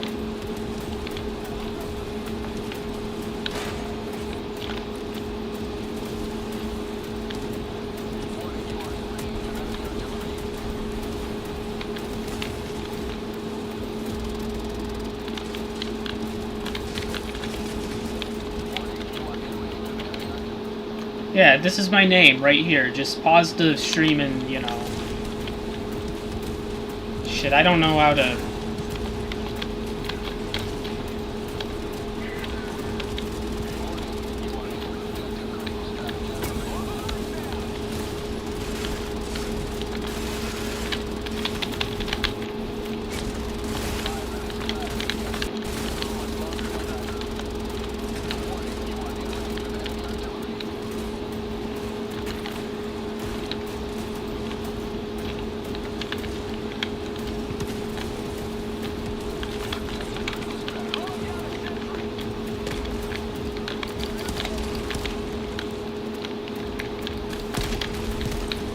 But I'm eating breakfast while watching.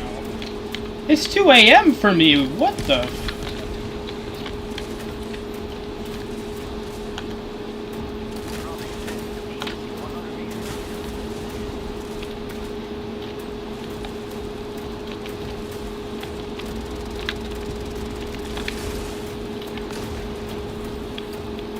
Oh shit. I think we're fucked.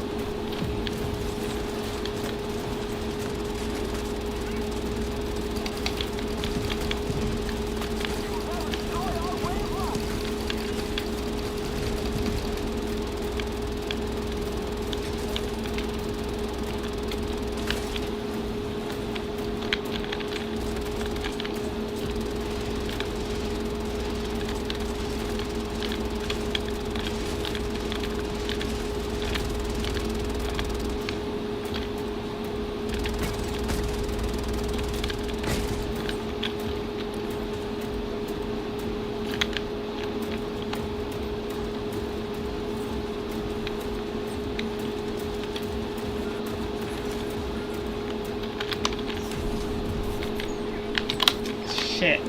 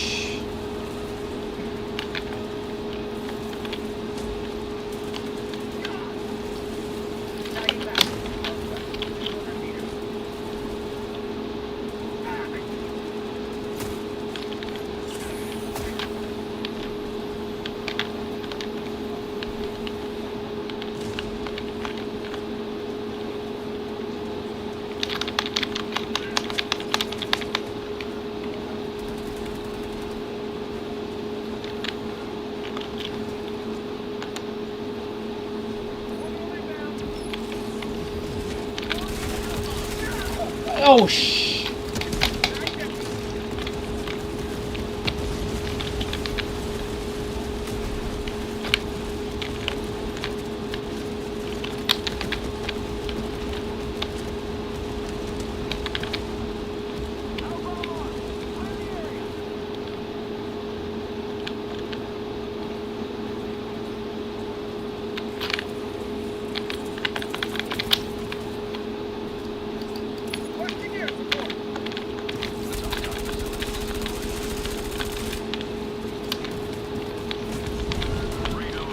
Yes!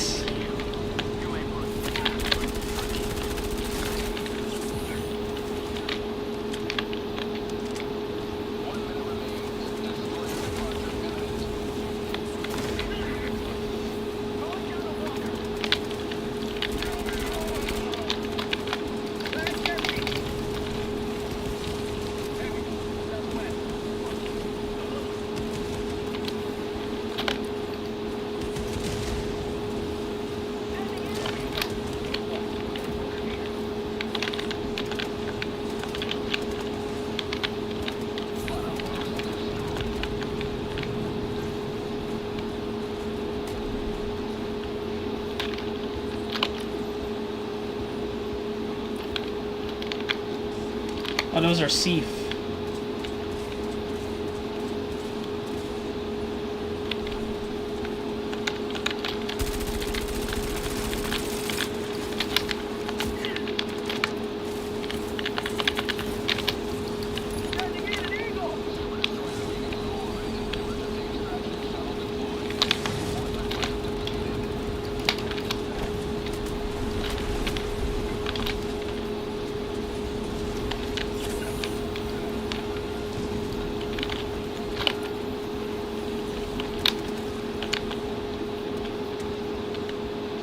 We gotta get the fuck out of here.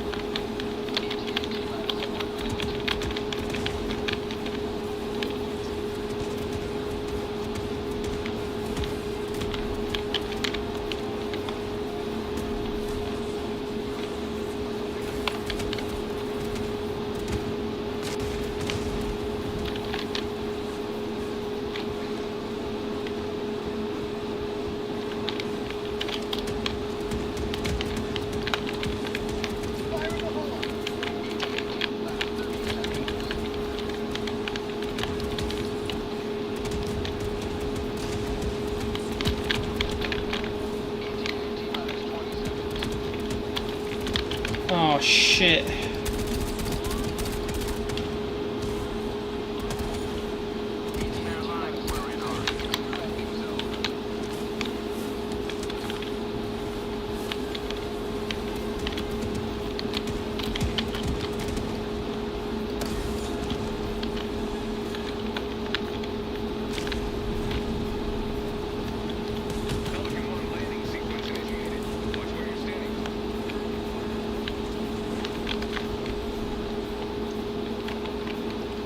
Come on, let's get out of here.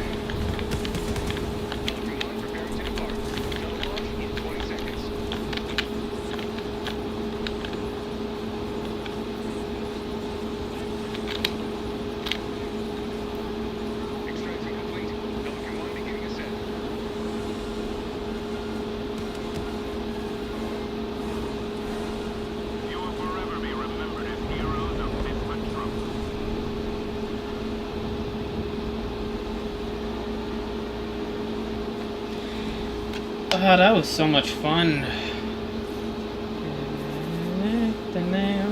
We got, like, I didn't realize how little time we had as well.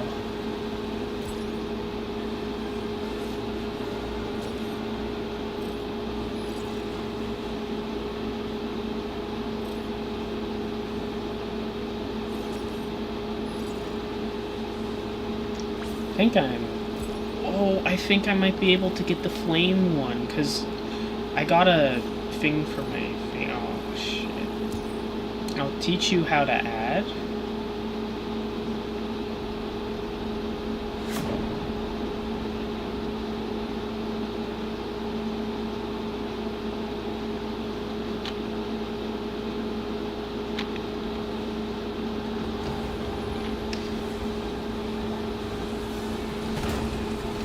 Well, you should do it quick before these guys decide to start a new one.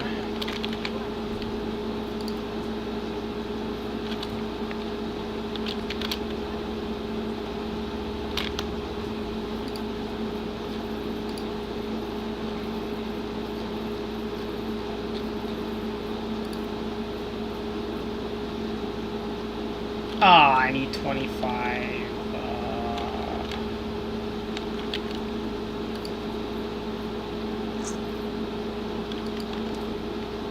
Here's my friend code. You should put it in.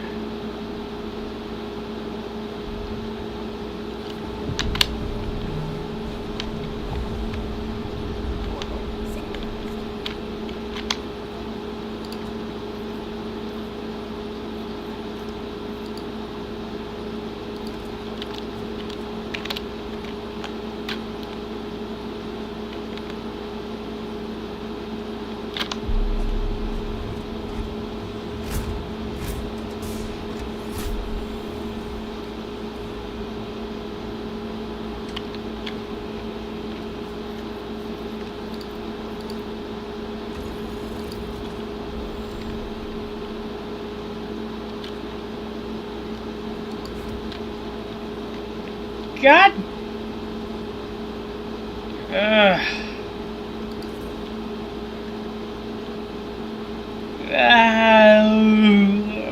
It's lagging like crazy right now. Hold on.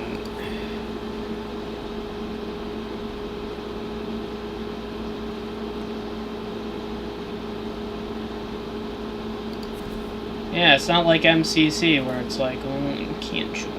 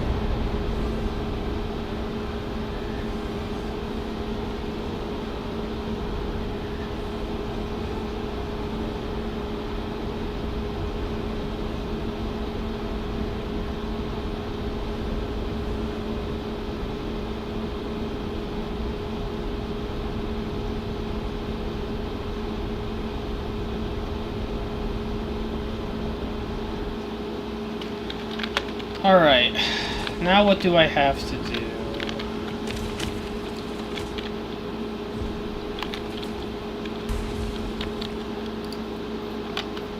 Oh, does it? Fuck. Shit.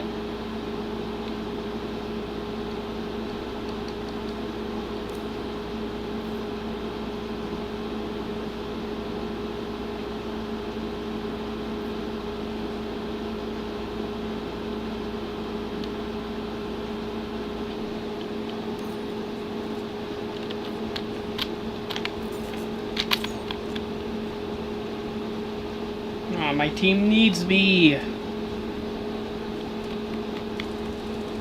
Ah.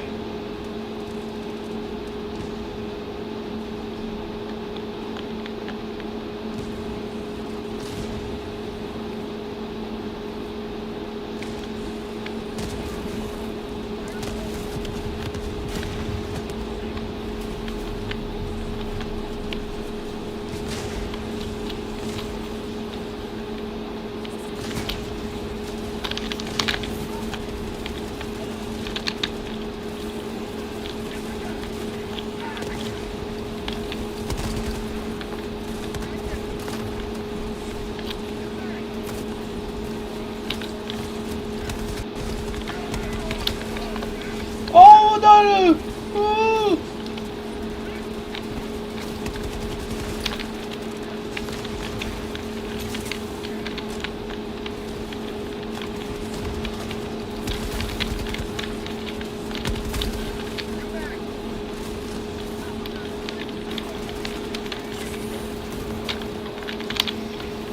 Shit!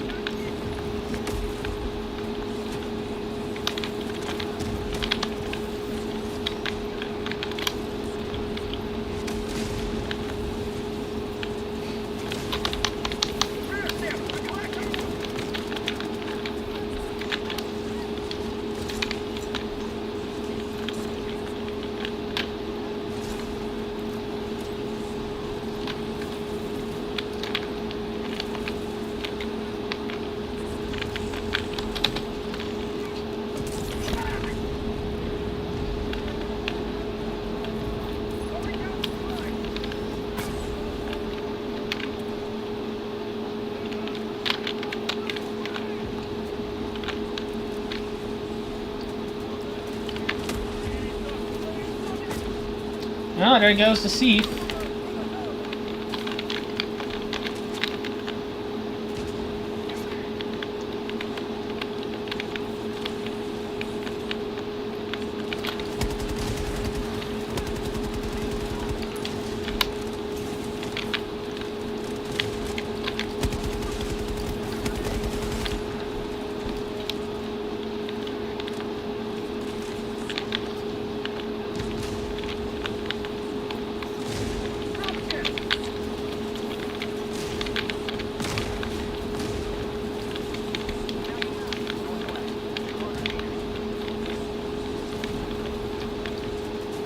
Ah, they're hiding behind cover.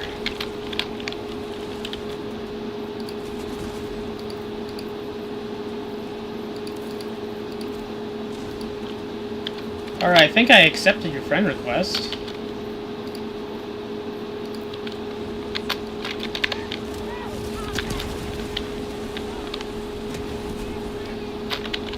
Oh shit, there's a gunship.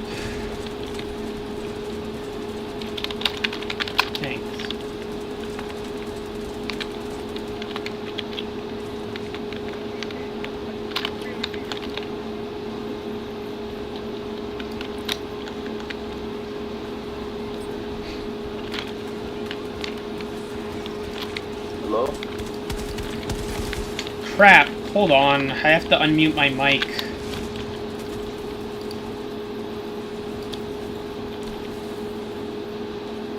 Yeah, what's up? Yeah, what's good?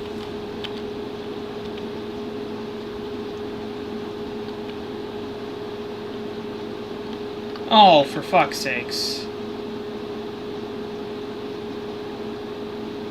Did my game just... Bus.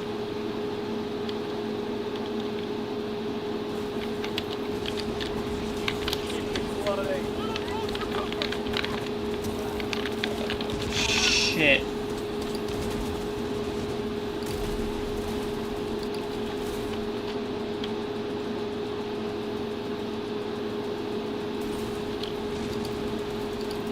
Damn it, what's the frickin' push to talk? What's push to talk? You know, we got aerials. Caps. Oh, there we go.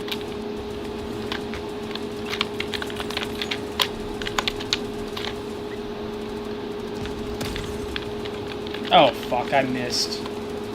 Yeah, my bad, guys. I didn't have enough to buy the ODST or phone. We'll get that one Monday. Yeah.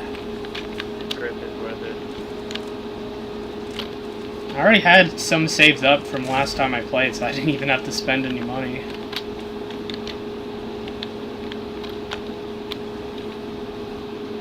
Why is my screen black? What's going on?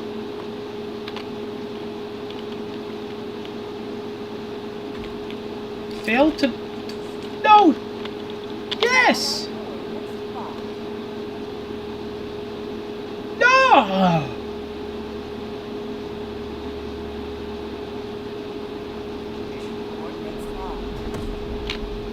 Motherfucker.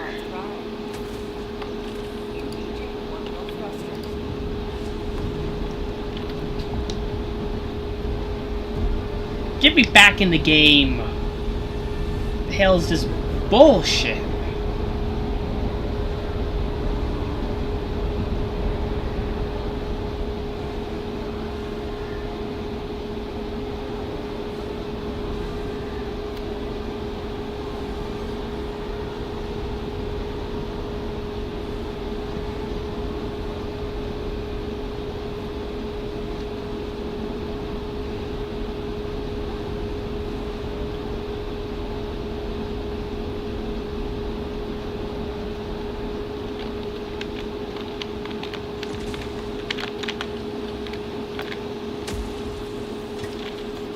Where are my samples? What? Getting it hard. Fuck! Hello, Malik Ahab. Good to see ya.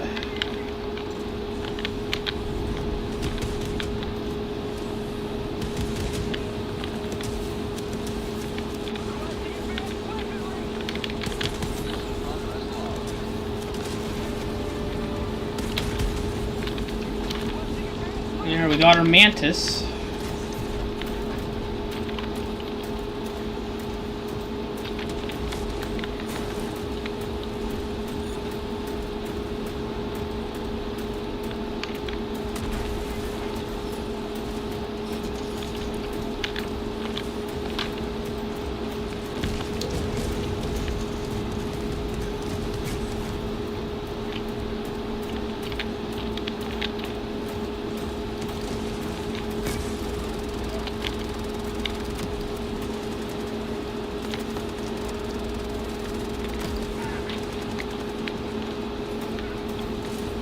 Yeah, I know that video, Malik.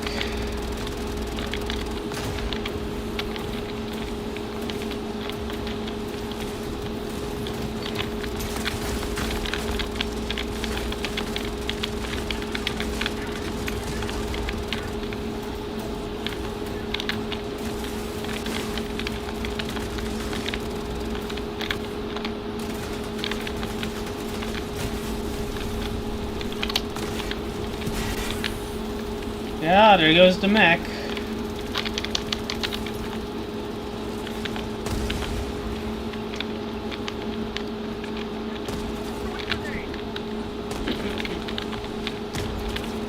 What? I threw it.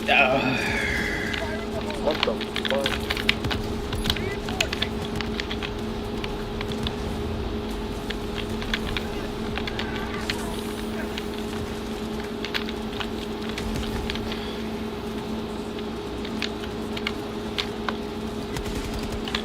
Damn it.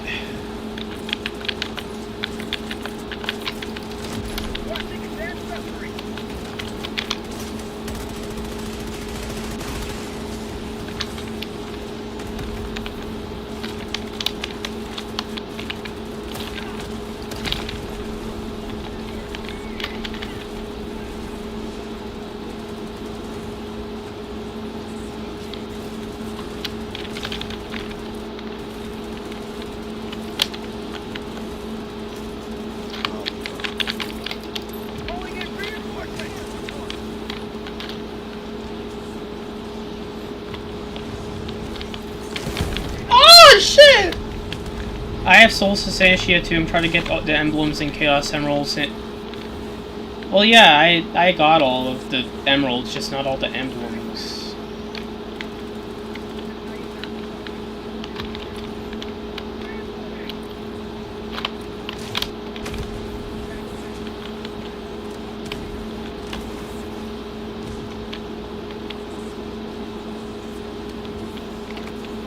So, was this a Super Earth city, or is it like a automaton city we're invading?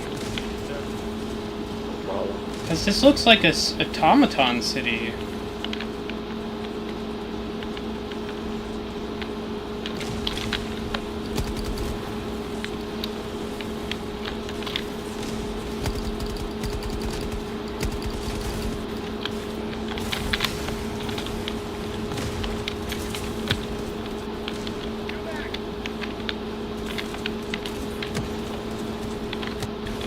Fucking clankers. Clankers. Clankers.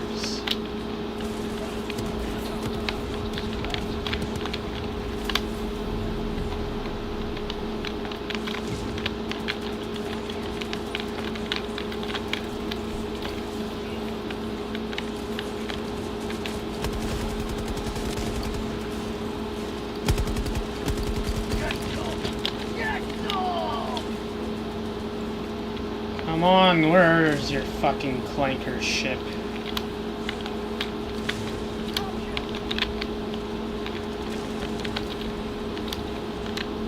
Damn it.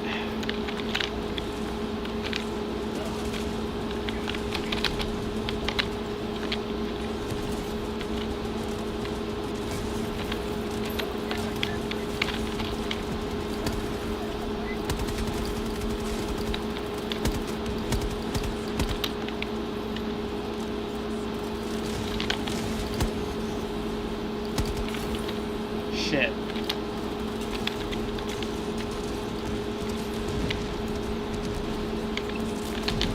Oh my god.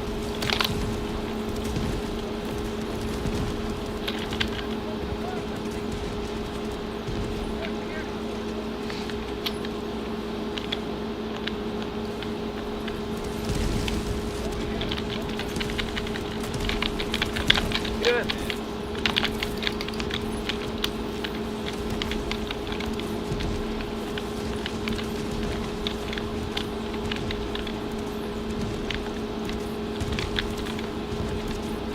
You know, Robotnik escaped. It was hard. I almost rage quit. I used Buddy XD.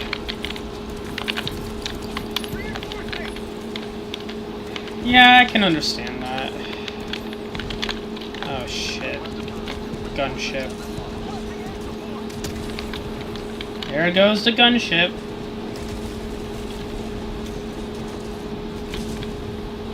The Banished will never fucking stop us.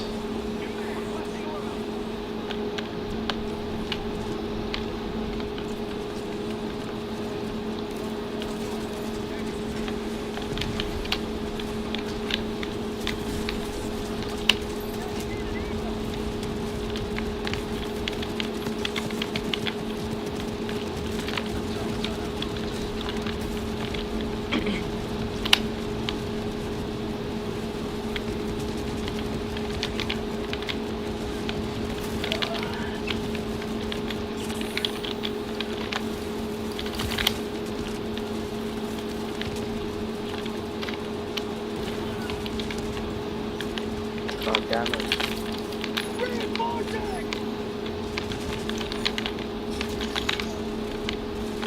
Oh fuck. Gunship!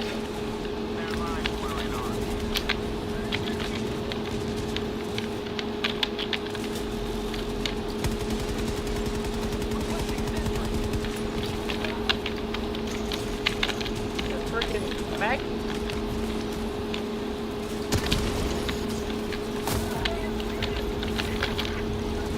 I hate those shotgun, God, I have to know that.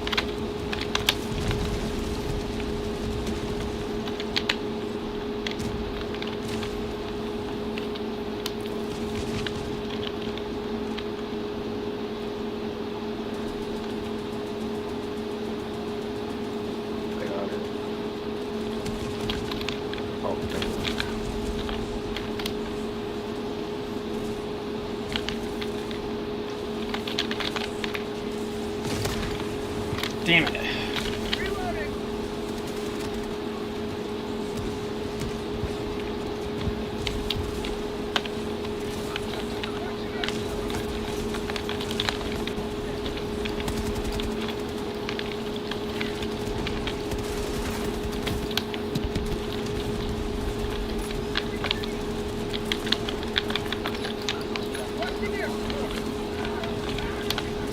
Oh, guys, some background. Sports credit.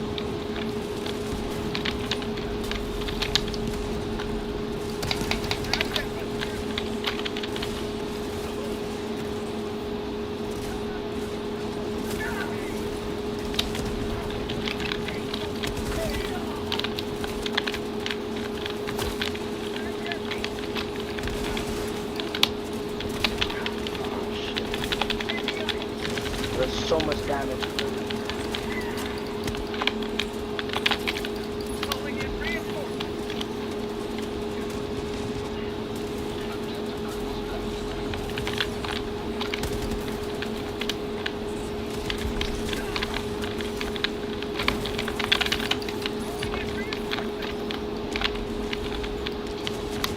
Oh, God. Again? Oh my god. Wait, stop it.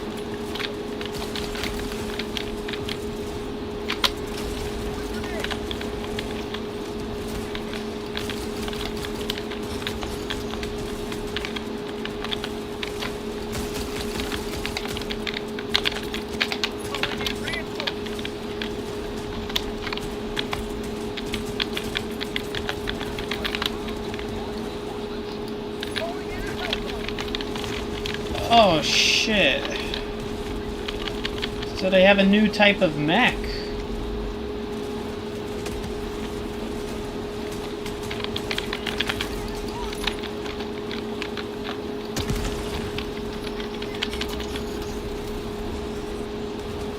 Okay.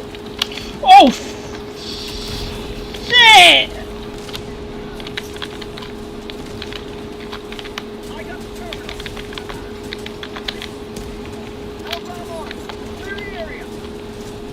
Run, run, run, run, run, run, run, run, run, run, run, run, run, run, run, run, run.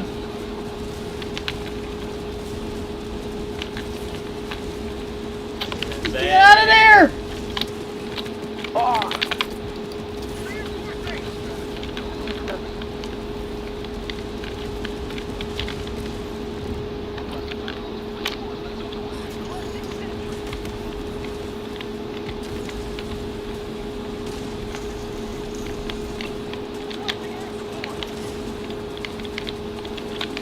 Did that hellbomb not work?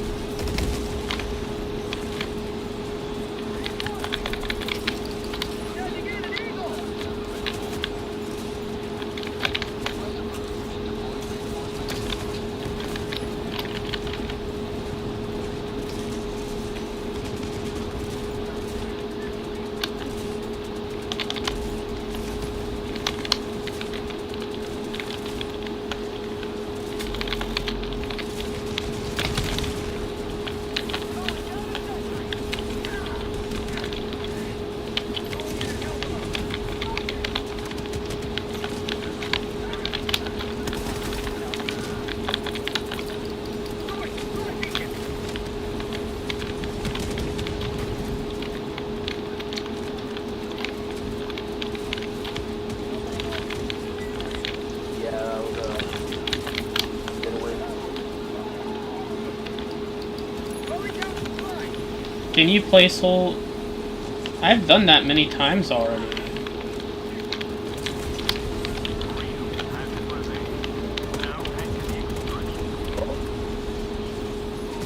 Damn it. Gotta get the samples.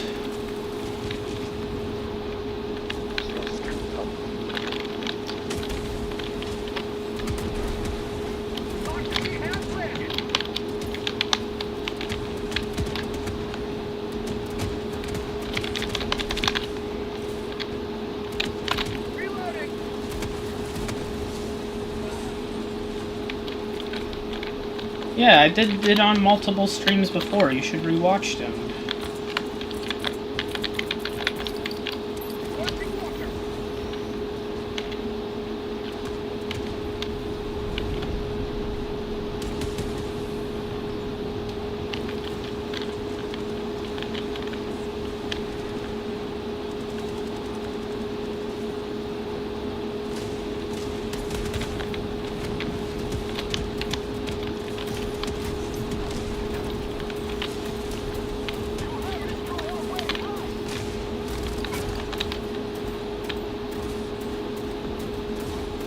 Oh my god, I hate those things.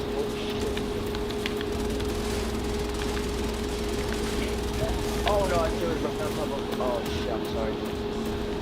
That's my bad. Oh man.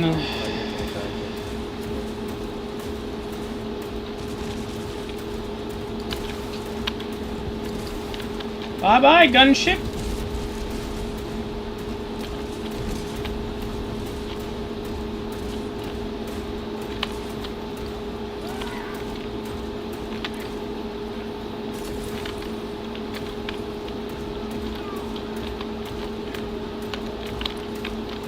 Stop walking like me.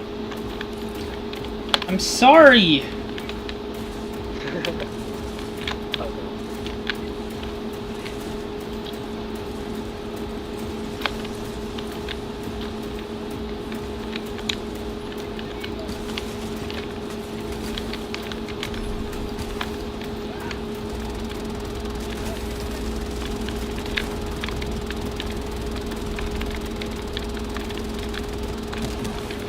Oh shit.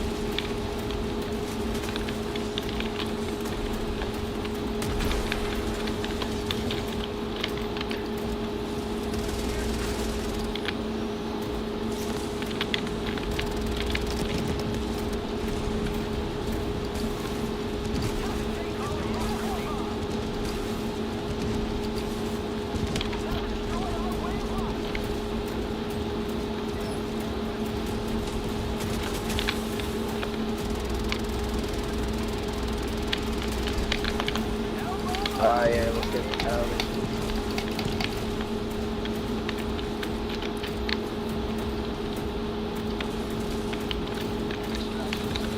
Shit at the bottom.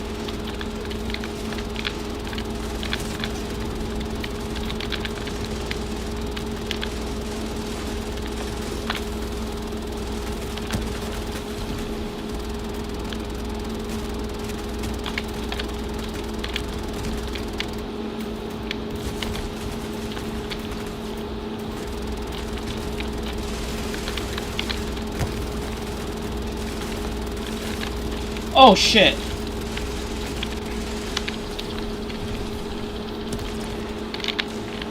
Poke down.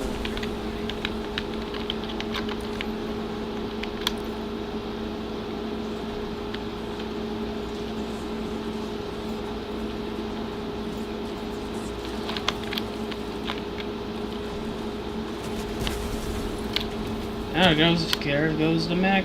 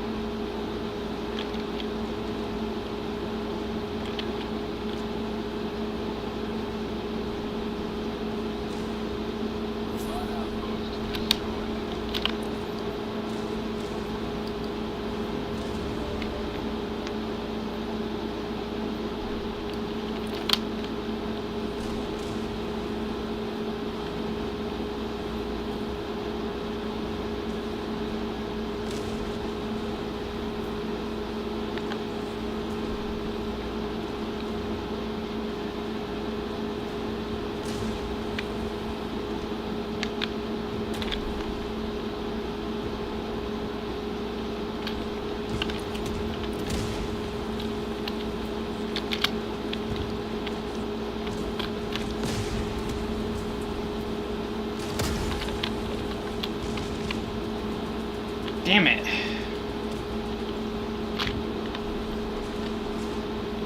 Gotta get out of here.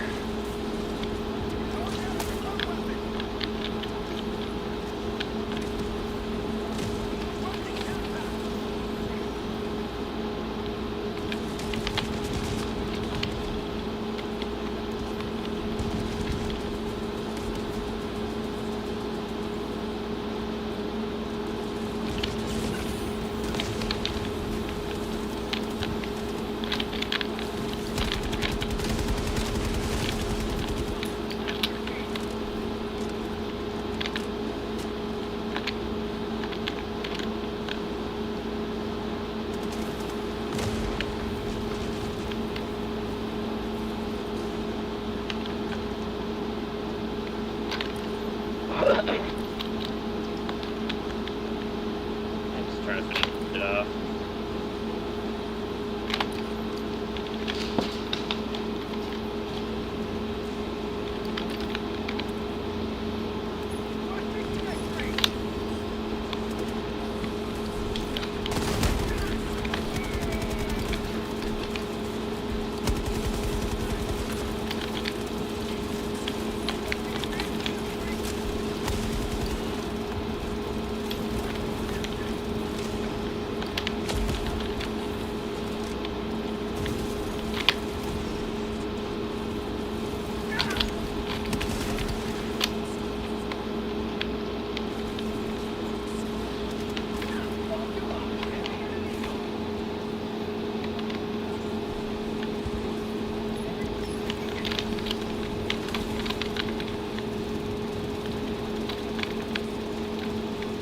Where is that guy?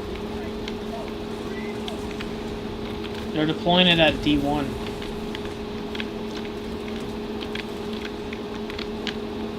There is way more guys here than I thought there'd be. We cleared up this base with the whole army.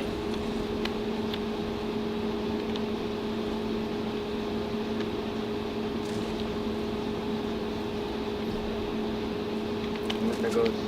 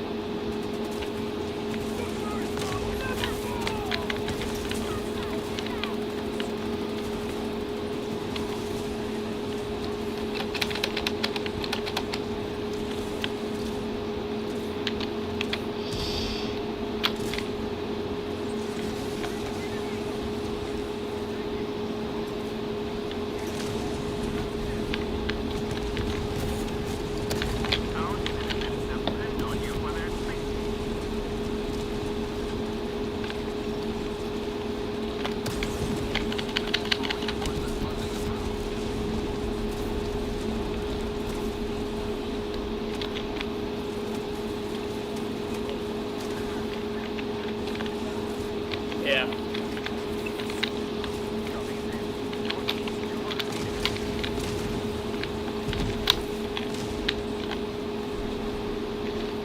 Retreat! I just do like 3 thermite grenades.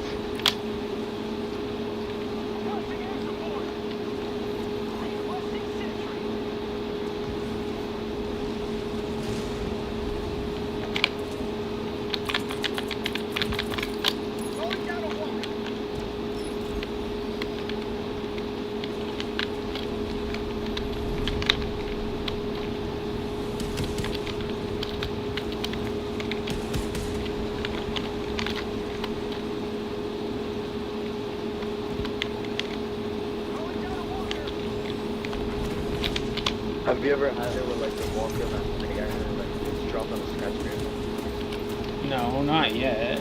I never played the city update before. And walk through the destroyed city at daybreak, the armor. It's a bad. Yeah.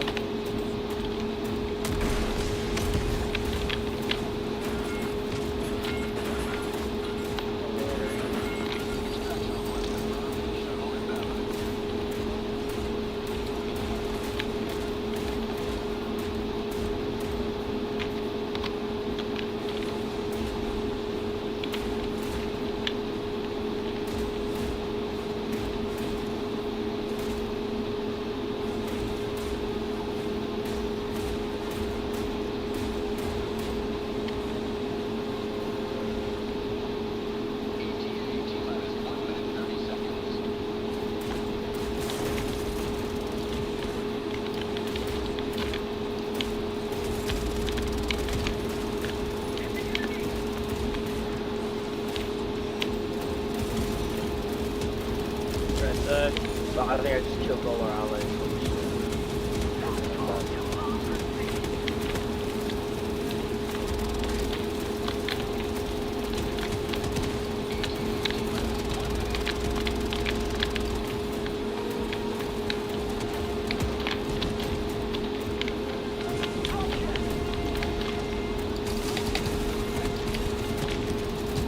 Oh my god.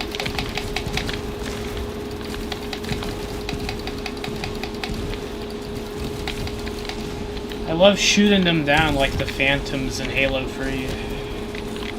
Yeah, that's fun.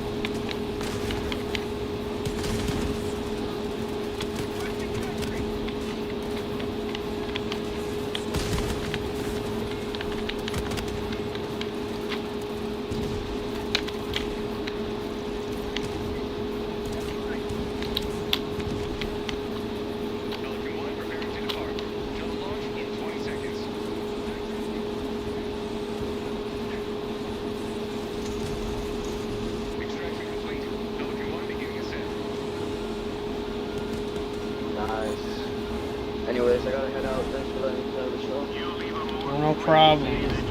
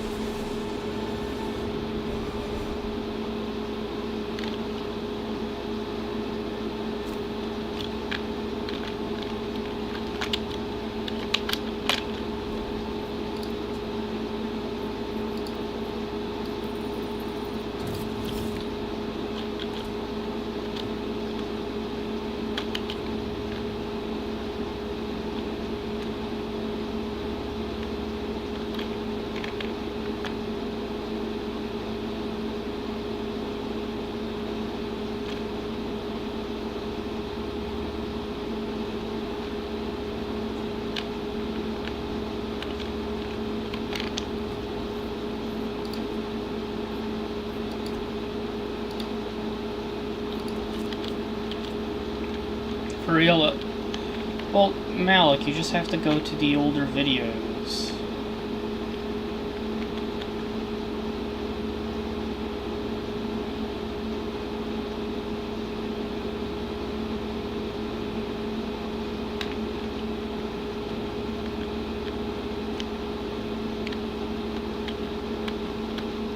In my live stream chat tab on my YouTube channel.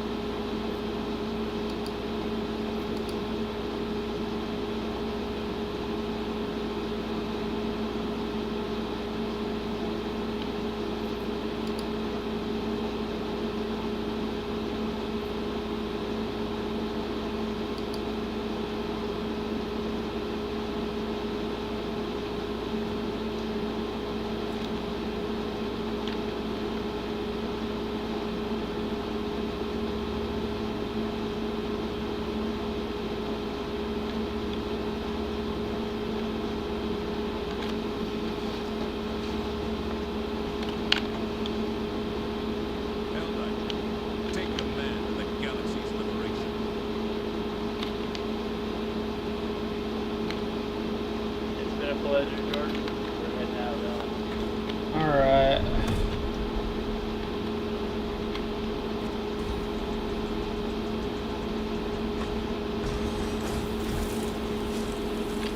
Goodbye.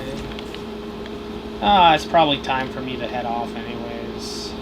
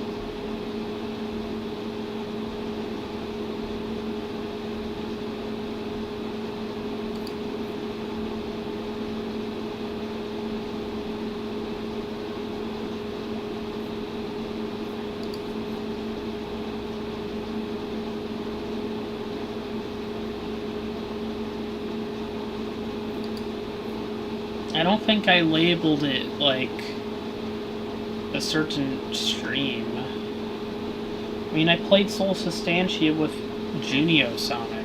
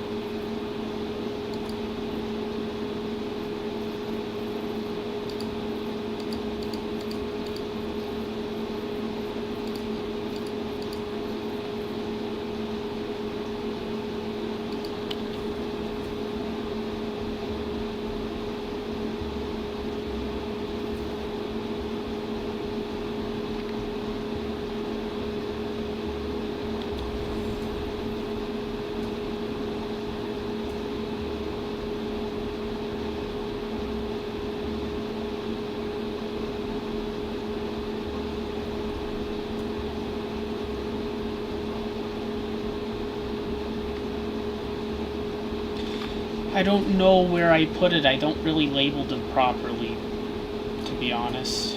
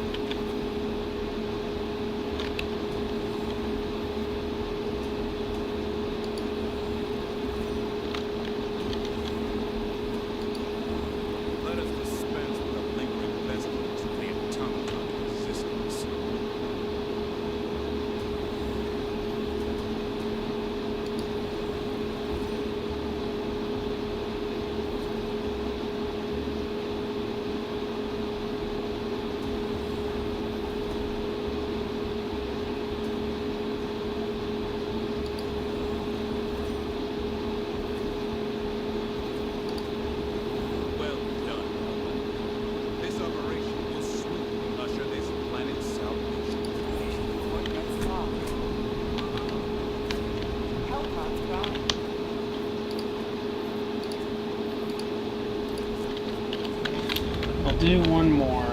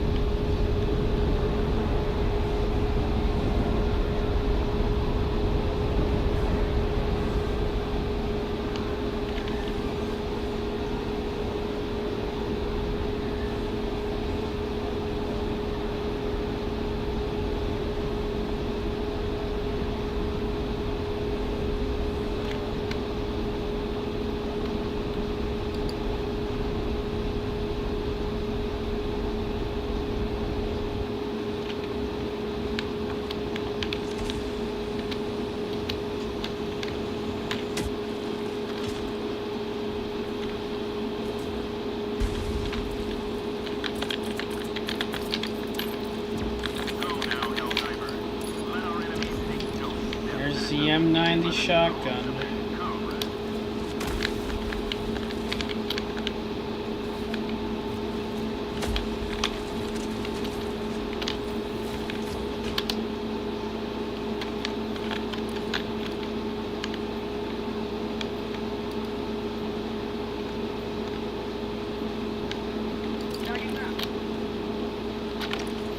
I got to play this type of planet.